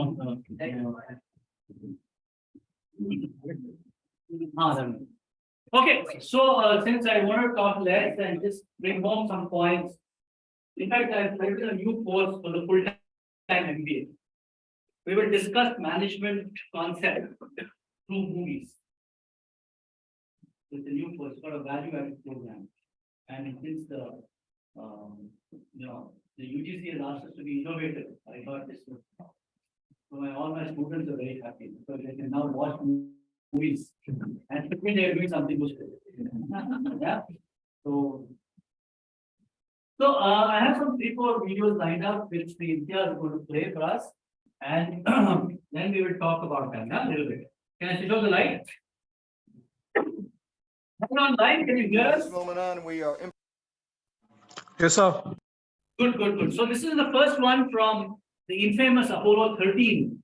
As you know, it was a disaster and they sort of pumped out their oxygen. It was they were doing a lunar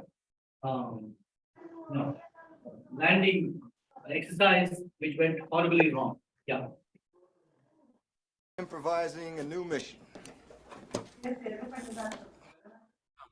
Sorry, we'll get somebody to look at that. I'll get the bulb around here. How do we get our people home? They are here. We turn them around, straight back, direct abort. No, sir. We get them on a free return trajectory. It's the option with the fewest question marks for safety. I agree with Jerry. Use the moon's gravity, slingshot them around. No, the LEM will not support 3 guys for that amount of time. It barely holds I mean, two. we've got to do a direct abort. We do an about face, we bring the guys right home right now. Get them back soon, absolutely. We don't even know if the Odyssey's engine's even working, and if there's been serious damage to this spacecraft. They blow up and they die. That is not the argument. We're talking about time, not whether or not these guys... Come on, I'm not gonna sugarcoat this for you. Okay, hold it. Let's hold it down. Let's hold it down, people. The only engine we've got with enough power for a direct abort is the SPS on the service module. What Lovell has told us, it could have been damaged in an explosion, so let's consider that engine dead. We light that thing up, could blow the whole works. It's just too risky. We're not gonna take that chance. But the only thing the command module is good for is re-entry, so that leaves us with the LEM, which means free return trajectory. Once we get the guys around the moon, we'll fire up the LEM engine, make a long burn, pick up some speed, and get them home as quick as we can. Gene, I'm wondering what the Grumman guys think about this. We can't make any guarantees. We designed the LEM to land on the moon. Not fire the engine out there for course correction. Well, unfortunately, we're not landing on the moon, are we? I don't care what anything was designed to do. I care about what it can do. So let's get to work. Let's lay it out, okay? Capcom, flight, he says it'll be ready in time. After this burn, we've got to build some time in the flight plan for them to get some sleep. Run by the FAO. I've run it by the FAO. Do we know how long we're going to fire that PC He burn? specifically wanted a quote from a flight director. Who wanted a quote? The president, The president? Nixon, he wants odds. We are not losing the crew. Gene, I gotta give him odds. 5 to 1 against, 3 to 1. I don't think they're that good. We are not losing those men.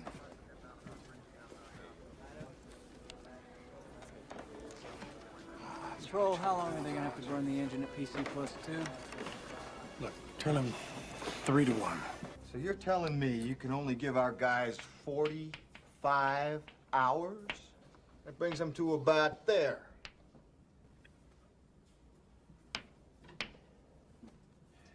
Gentlemen, that's not acceptable. Gene, you gotta talk about power. Whoa, guys! Power is everything. Power is everything. Without it, they don't talk to us, they don't correct their trajectory, they don't turn the heat shield around.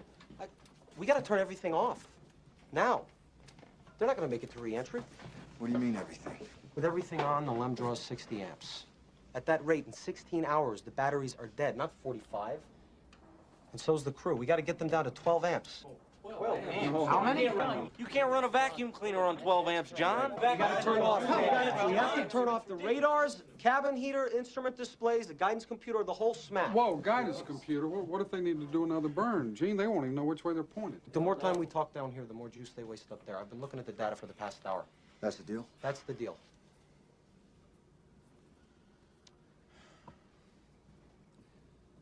Okay, John. The minute we finish the burn, we'll power down the LEM. All right. Now, in the meantime, we're gonna have a frozen command module up there. In a couple days, we're gonna have to power it up using nothing but the re-entry batteries. Never been tried before. Hell, we've never even simulated it before, Gene. Well, we're gonna have to figure it out. I want people in our simulators, working re-entry scenarios. I want you guys to find every engineer who designed every switch, every circuit, every transistor, and every light bulb that's up there. Then I want you to talk to the guy in the assembly line who actually built the thing. Find out how to squeeze every amp out of both of these goddamn machines. I want this marked all the way back to Earth with time to spare. We never lost an American in space. We're sure as hell not gonna lose one on my watch. Failure is not an option. And in fact, they got all those people back to Earth. So we'll watch the video, then we will discuss. I'll go back to the PPT.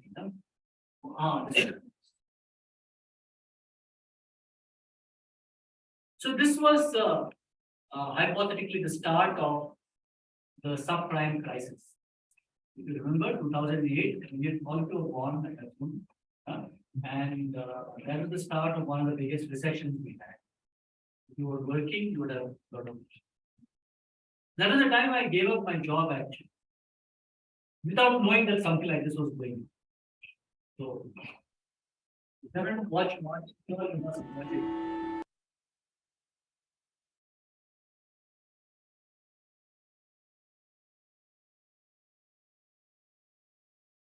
Which one? This one, no? What is it? This is Men of Honor. No, we'll play that last.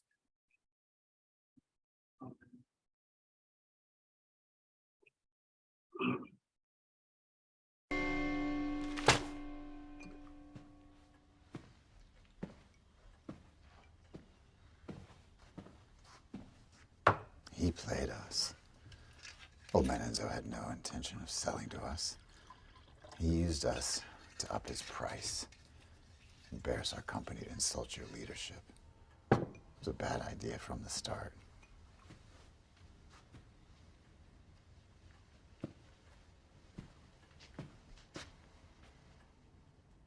What exactly did he say?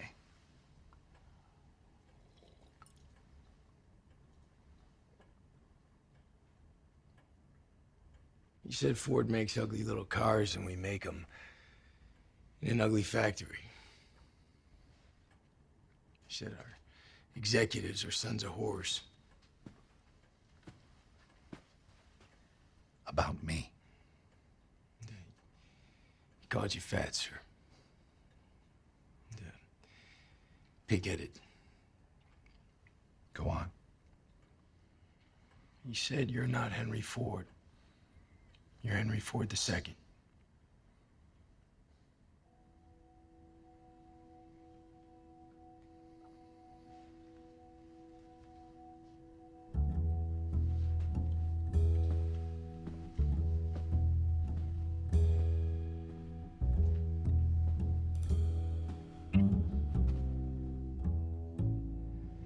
I want the best engineers, the best drivers. I don't care what it costs. We're gonna build a race car.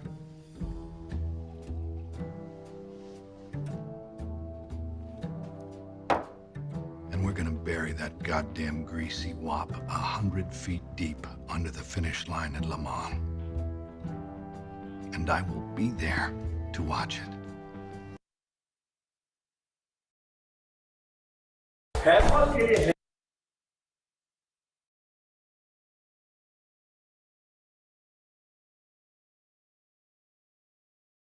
I shown you this video before?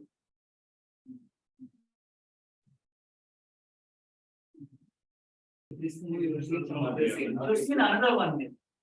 That was few good men. Huh? That was few good men. That was not have seen this. Now he will be questioned. Okay, the last finish, no? Yes, sir. All it had. बहुत इसका bill they That's interesting. बहुत इस कपिल देव के पीछे वो एक छोटा बच्चा भी तो है ना, कुक्कू, जो बस इसीलिए खेलता था क्योंकि उसको मजा आता था। आज बस उस बच्चे के लिए खेल।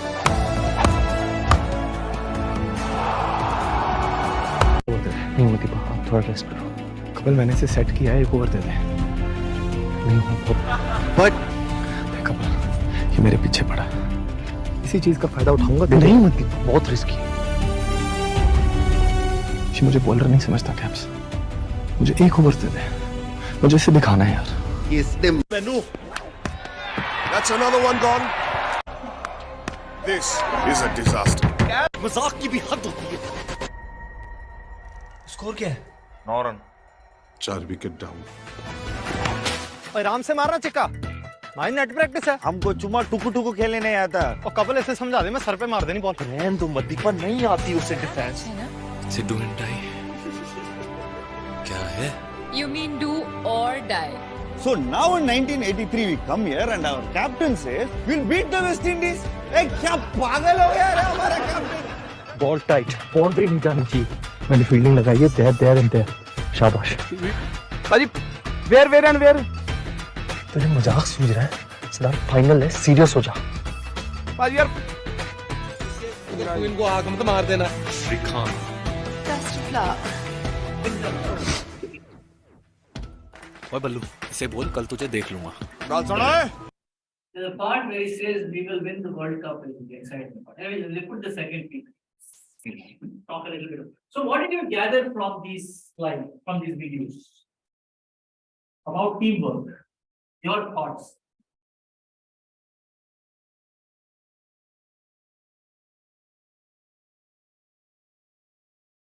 The group behavior. Team. Yes.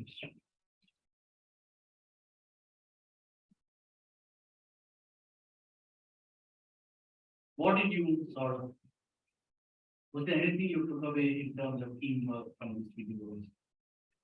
Anything?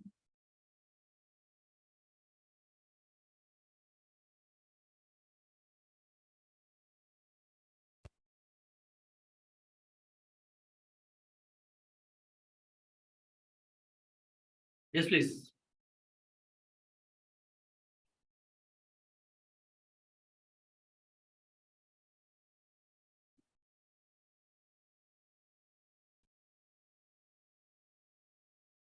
So you must understand that work, groups, teams, leadership, motivation, all comes together in how do you sort of create groups and.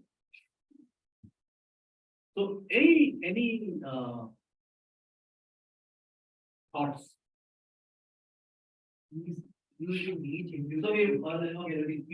So quickly summarize. We watched first how to get the lunar landing module back in the Earth because of disaster in space.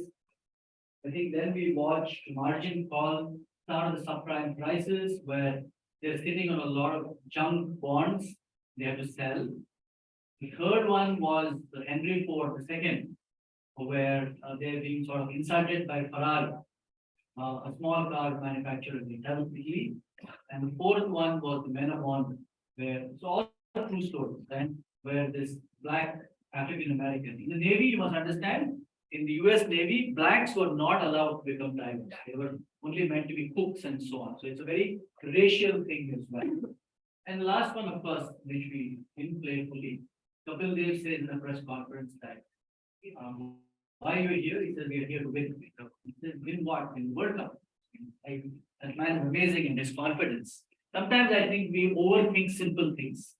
Yeah, very clear what he wanted to do. Why is he in England? To win the World Cup. Not anything else. So these are all classic movies. You should watch them if you haven't watched them. But what is your understanding? I was thinking probably the way they're using the different capabilities. Right? Very different capability. I think with the way somebody's thought was Absolutely. Absolutely. So lesson number one is don't have everybody like you.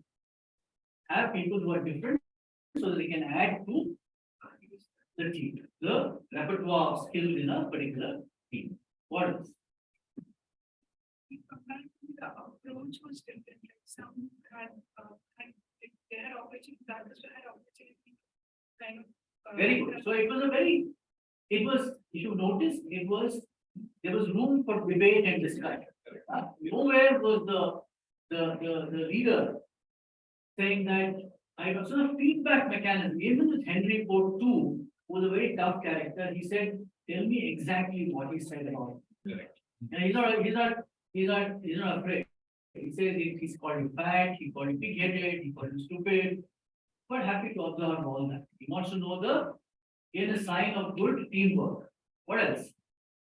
motivating your team members. Motivation. Motivate. How do you motivate your team people? Either, so he says, I'm going to bury Ferrari at Le Mans. Yeah. 100 feet deep. And I'll be there to watch it. That is one way. The second one is that a man of honor, when he goes on calling him Cookie, he keeps insulting him. Yeah. And says, because he knows that is going to get the best out of the diver. Yeah, because he's trained him during his training phase as well. So he knows that the more you insult that guy, he gets more and more strength and he does better. What else? What else? So discussion, feedback, brainstorming, motivation, leadership are all complementary skills, supplementary skills are all important parts of good teamwork. So how do teams, we didn't answer that question at the start, how do teams and groups differ? Teams have a synergy. For teams, 2 plus 2 is not 4. 2 plus 2 is maybe 6 or 7. When they come together, they bring something, X factor to the table, which doesn't happen in groups. how else do you explain how that 1983 team defeated some great teams there? Australia was there, they bet Australia, they bet England, they bet the West Indies. Yeah, they bet some really top class teams. Simply because the team dynamics probably was very good. Yeah.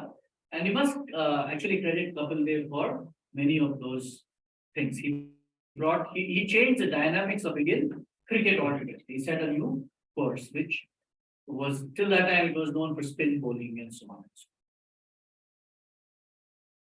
on. Yeah. So why are teams popular? Teams can achieve feats an individual could never accomplish. First of all, teams are flexible and responsive to changing events. Yeah, which individuals will find difficult. They can quickly assemble, deploy, refocus, and disband. They are an effective means to democratize organization. So democratization of organization is important today, where you give everybody an opportunity. It's not that only a few people get an opportunity. Today, it is where everybody participates. The democratization of organizations is very important for organizations. They introduce a collaborative mindset, which is again a very important trait. Collaboration, like I said today, is so if you're not collaborative, if your psychometric test shows that you are not a team player, many good organizations are not going to take you. Yeah. So the days of the individual are sort of done. And so some of the differences are work groups and work teams, the collective performance, they're positive, synergy is positive, they're individual and mutual accountability, and they are complementary. Yeah, that is, they complement each other's skills. That is, they have different kinds of, they don't just supplement. I am good at something, you don't come and say that I am better than you at the same thing. Yeah, I respect that you're good at something. I will bring a different skill to the table. And that's why, if you look carefully at the 1983 team, there are a lot of complementary skills. You had something like, I think 6 or 7 all-rounders who played there. They were not the best in what they did, but they did several things well together. Can really from the synergy point of view. You have different kinds of teams, problem-solving teams, self-managed teams. What are self-managed teams? So there was this experiment a few years back. Fundamentally, companies like Google and so on, it said that you don't need a manager or a leader. Teams can manage themselves. It has not really evolved. Somehow people still feel that you need a manager or a leader, and you can't sort of do without them. But it's a very interesting concept. Think about it. Can teams manage themselves? And then you have cross-functional teams where several different kinds of people come together to get a job done. Cross-functional teams are fundamentally, again, when they come together for a short army unit, for example. Say India is launching a cross-border raid into a border country. You will have cross-functional teams. Different kinds of people who are skilled at different. You will have a sapper, that is somebody who can lay mines, bombs, and so on. You'll have some artillery expert. You'll have a sniper. You will have probably somebody who can be good with the wireless. Yeah, and you'll have different kinds of people coming together. And of course, virtual teams, you understand. Yeah, what are virtual teams? All of you have, I think, in recent past been part of virtual teams. So this is a very important slide. We'll spend 5 minutes on it. So what are the characteristics? And this is where I want you to think about the videos again. What are some of the characteristics of an effective team? And it's split into 3 parts. That is the context, the composition, and the process. So the context is, do you have adequate? So India is a great country. So many teams don't have resources.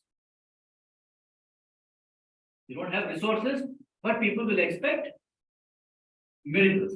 So first and foremost, if you don't have adequate Resources, there is no way your team is going to be effective. Resources in terms of money, materials, then, and so many other things.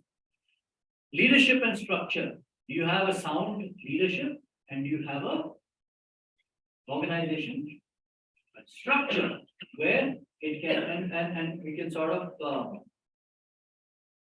about it. What kind of structures are there? Structure, organization structure. What are the common structures you have come across? Various aspects. One is the structure in terms of the reporting, like supervising, so feedback mechanism. So something to think, we'll cover it a little bit more. Now, some things to think about is why does the Indian Army have different structures, say, than Infosys? Why are they two different structures, or Wipro? Or why is it differently structured than IBM? That culture for development. Yeah, so it's a good, we'll talk about it a little bit more, why exactly are they different? And climate of trust, how trusting are people with each other? Performance evaluation and reward system. You must have a sound performance evaluation system which is fair and transparent. And then you must have a reward system that is egalitarian and which really rewards those people who are performing. So these are the contextual part of it. It brings in also culture. The composition is abilities of members, their own personalities. If you have diverse personalities, that's why I keep repeating. The Indian armed forces or armed forces across the world are very careful about personality, because if you have different kinds of personalities, people coming together, they may not really be able to work together in a team. Yeah, and you can have a lot of conflict and so on and so forth. Allocation of roles, diversity, cultural differences, size of the teams. Here, Ringelmann's rope pull test is a good example. You have teams which are 20 people strong, 6 people strong, 1 person, 2 people, and so on. Member preferences. What would members want to do? You want them to do something, they might want to do something else. So, is there a dialogue? Can you come to some kind of agreement and so on? And the process finally is common purposes. Does your team have a? Kapil Dev saying we are here to win the World Cup. Henry Ford saying I'm going to bury them at Le Mans. Yeah, in France. Men of honor. That the goal is very clear. He wants to reach that line and remain as a active diver in the other one is the goal is very clear. Bring back these 4 people to Earth.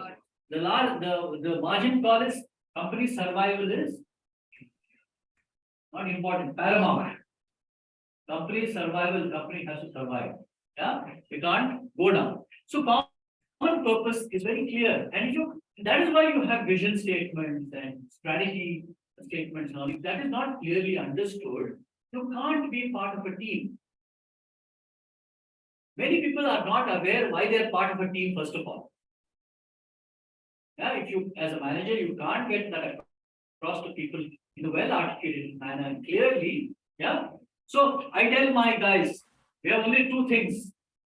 Get 100% admission.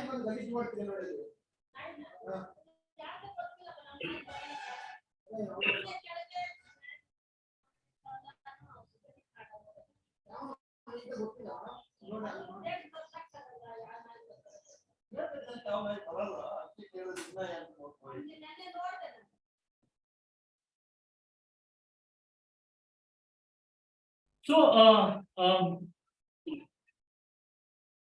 yeah, so if the common purpose is not well understood, you are going to have a problem. Yeah, why does your team exist? Why do you exist? Why are you part of the team? And what is the end result? So when I talk to my team, and that's what I say, saying that you have only 2 things to do. One is get 100% admission and place all our to the MBA program, the full-time MBA program, and place all our and do whatever you want to do in between to get those 2 things. Yeah. and actually you're pretty successful. Yeah, so, but the common purpose must be clearly enunciated, and the common purpose can keep changing, so keep changing. So next year, common purpose is to publish more papers and articles and so on. It may not be so, because we've achieved our numbers, both in placement as well as in admission. We achieved our numbers, so we will shift the common purpose a little bit to research, publication, consulting, and so on, so forth, without sliding on this. So, specific goals, what is team efficacy? Team efficacy. Safety of the data.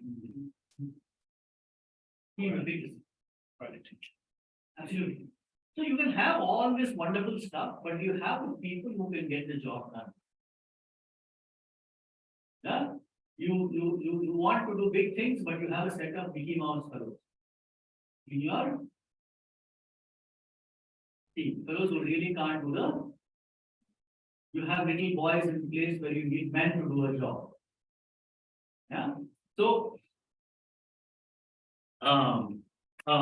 it's very important that you have the right kind of people in your team to get the job done. You can't do without the human resource.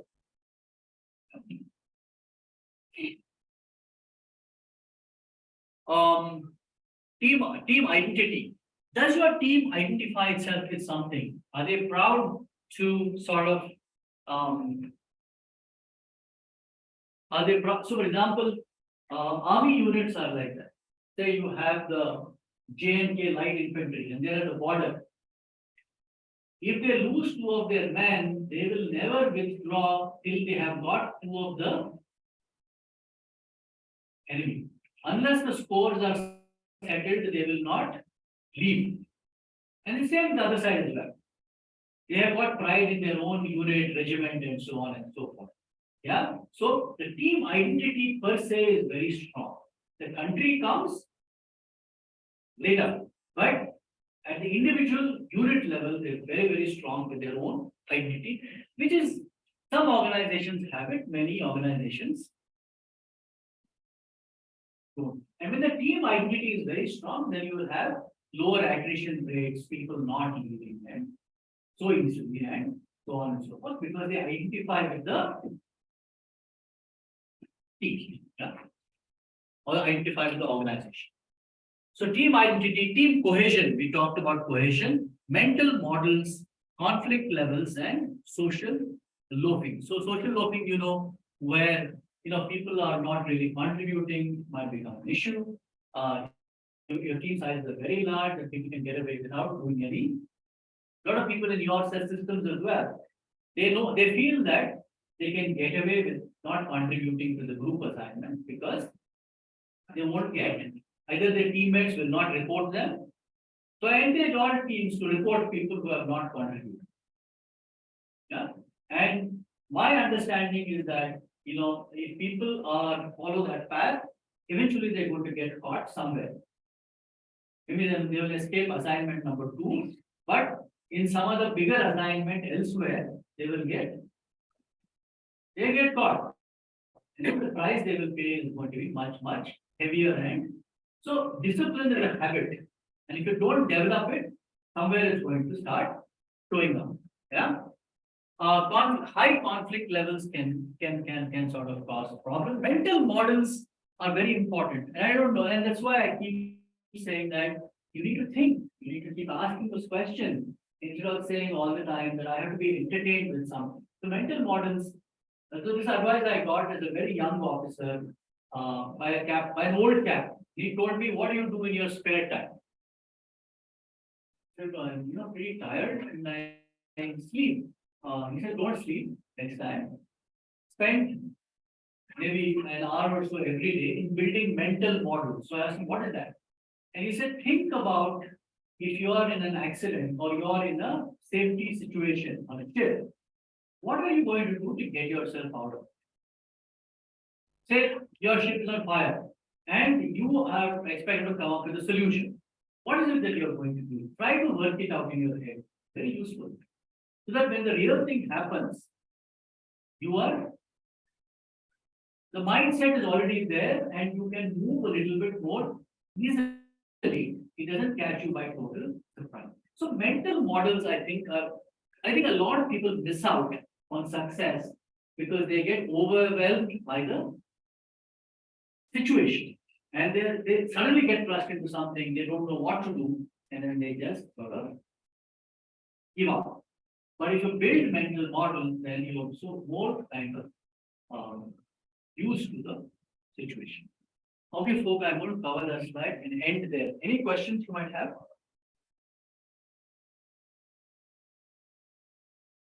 Guys online, any questions you have?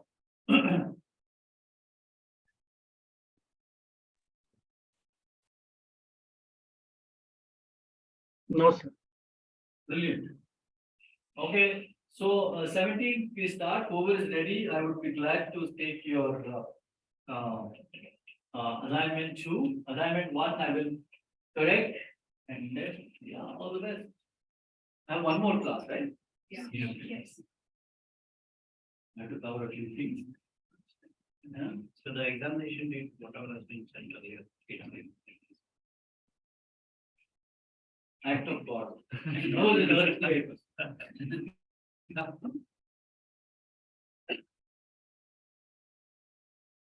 Generally, we follow unless there is something really seriously wrong. Yeah. Yes.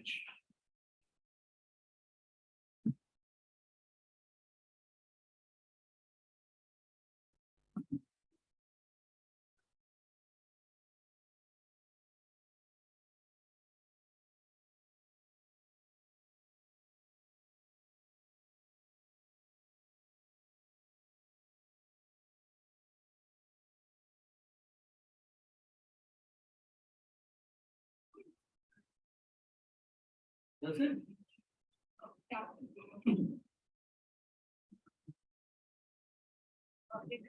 Everybody in the group will be graded same. Yes, or unless you report.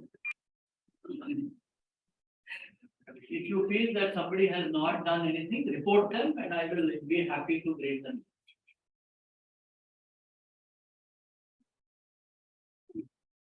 Don't put it on me. This is your group. You should take ownership and you should sort of something that should be like I can go in and find it other involved, but it will not say so. Yeah, gather some support within your group with other people. Band together and say this guy is not contributed. And so do something about it. And I will have a deal with you.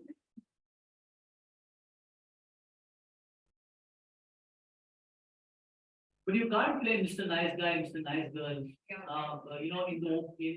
within your group and then report quietly and then expect the dean to sort of dream about it in the night and then come up with the necessary solution. That's not what happens.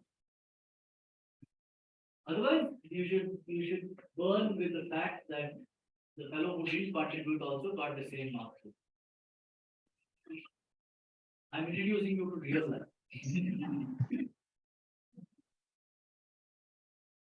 Come on, bite the bullet.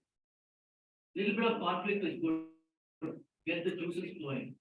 every time it's been a conflict, every time it's been a conflict. No, but you should teach such people this. We did make an effort in our assignment, only we didn't add the names of the people who didn't contribute. By submitting the assignment. Then? We actually told the professor what we did.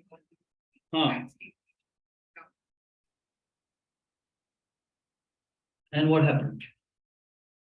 It received very well. Yeah, all the we were called into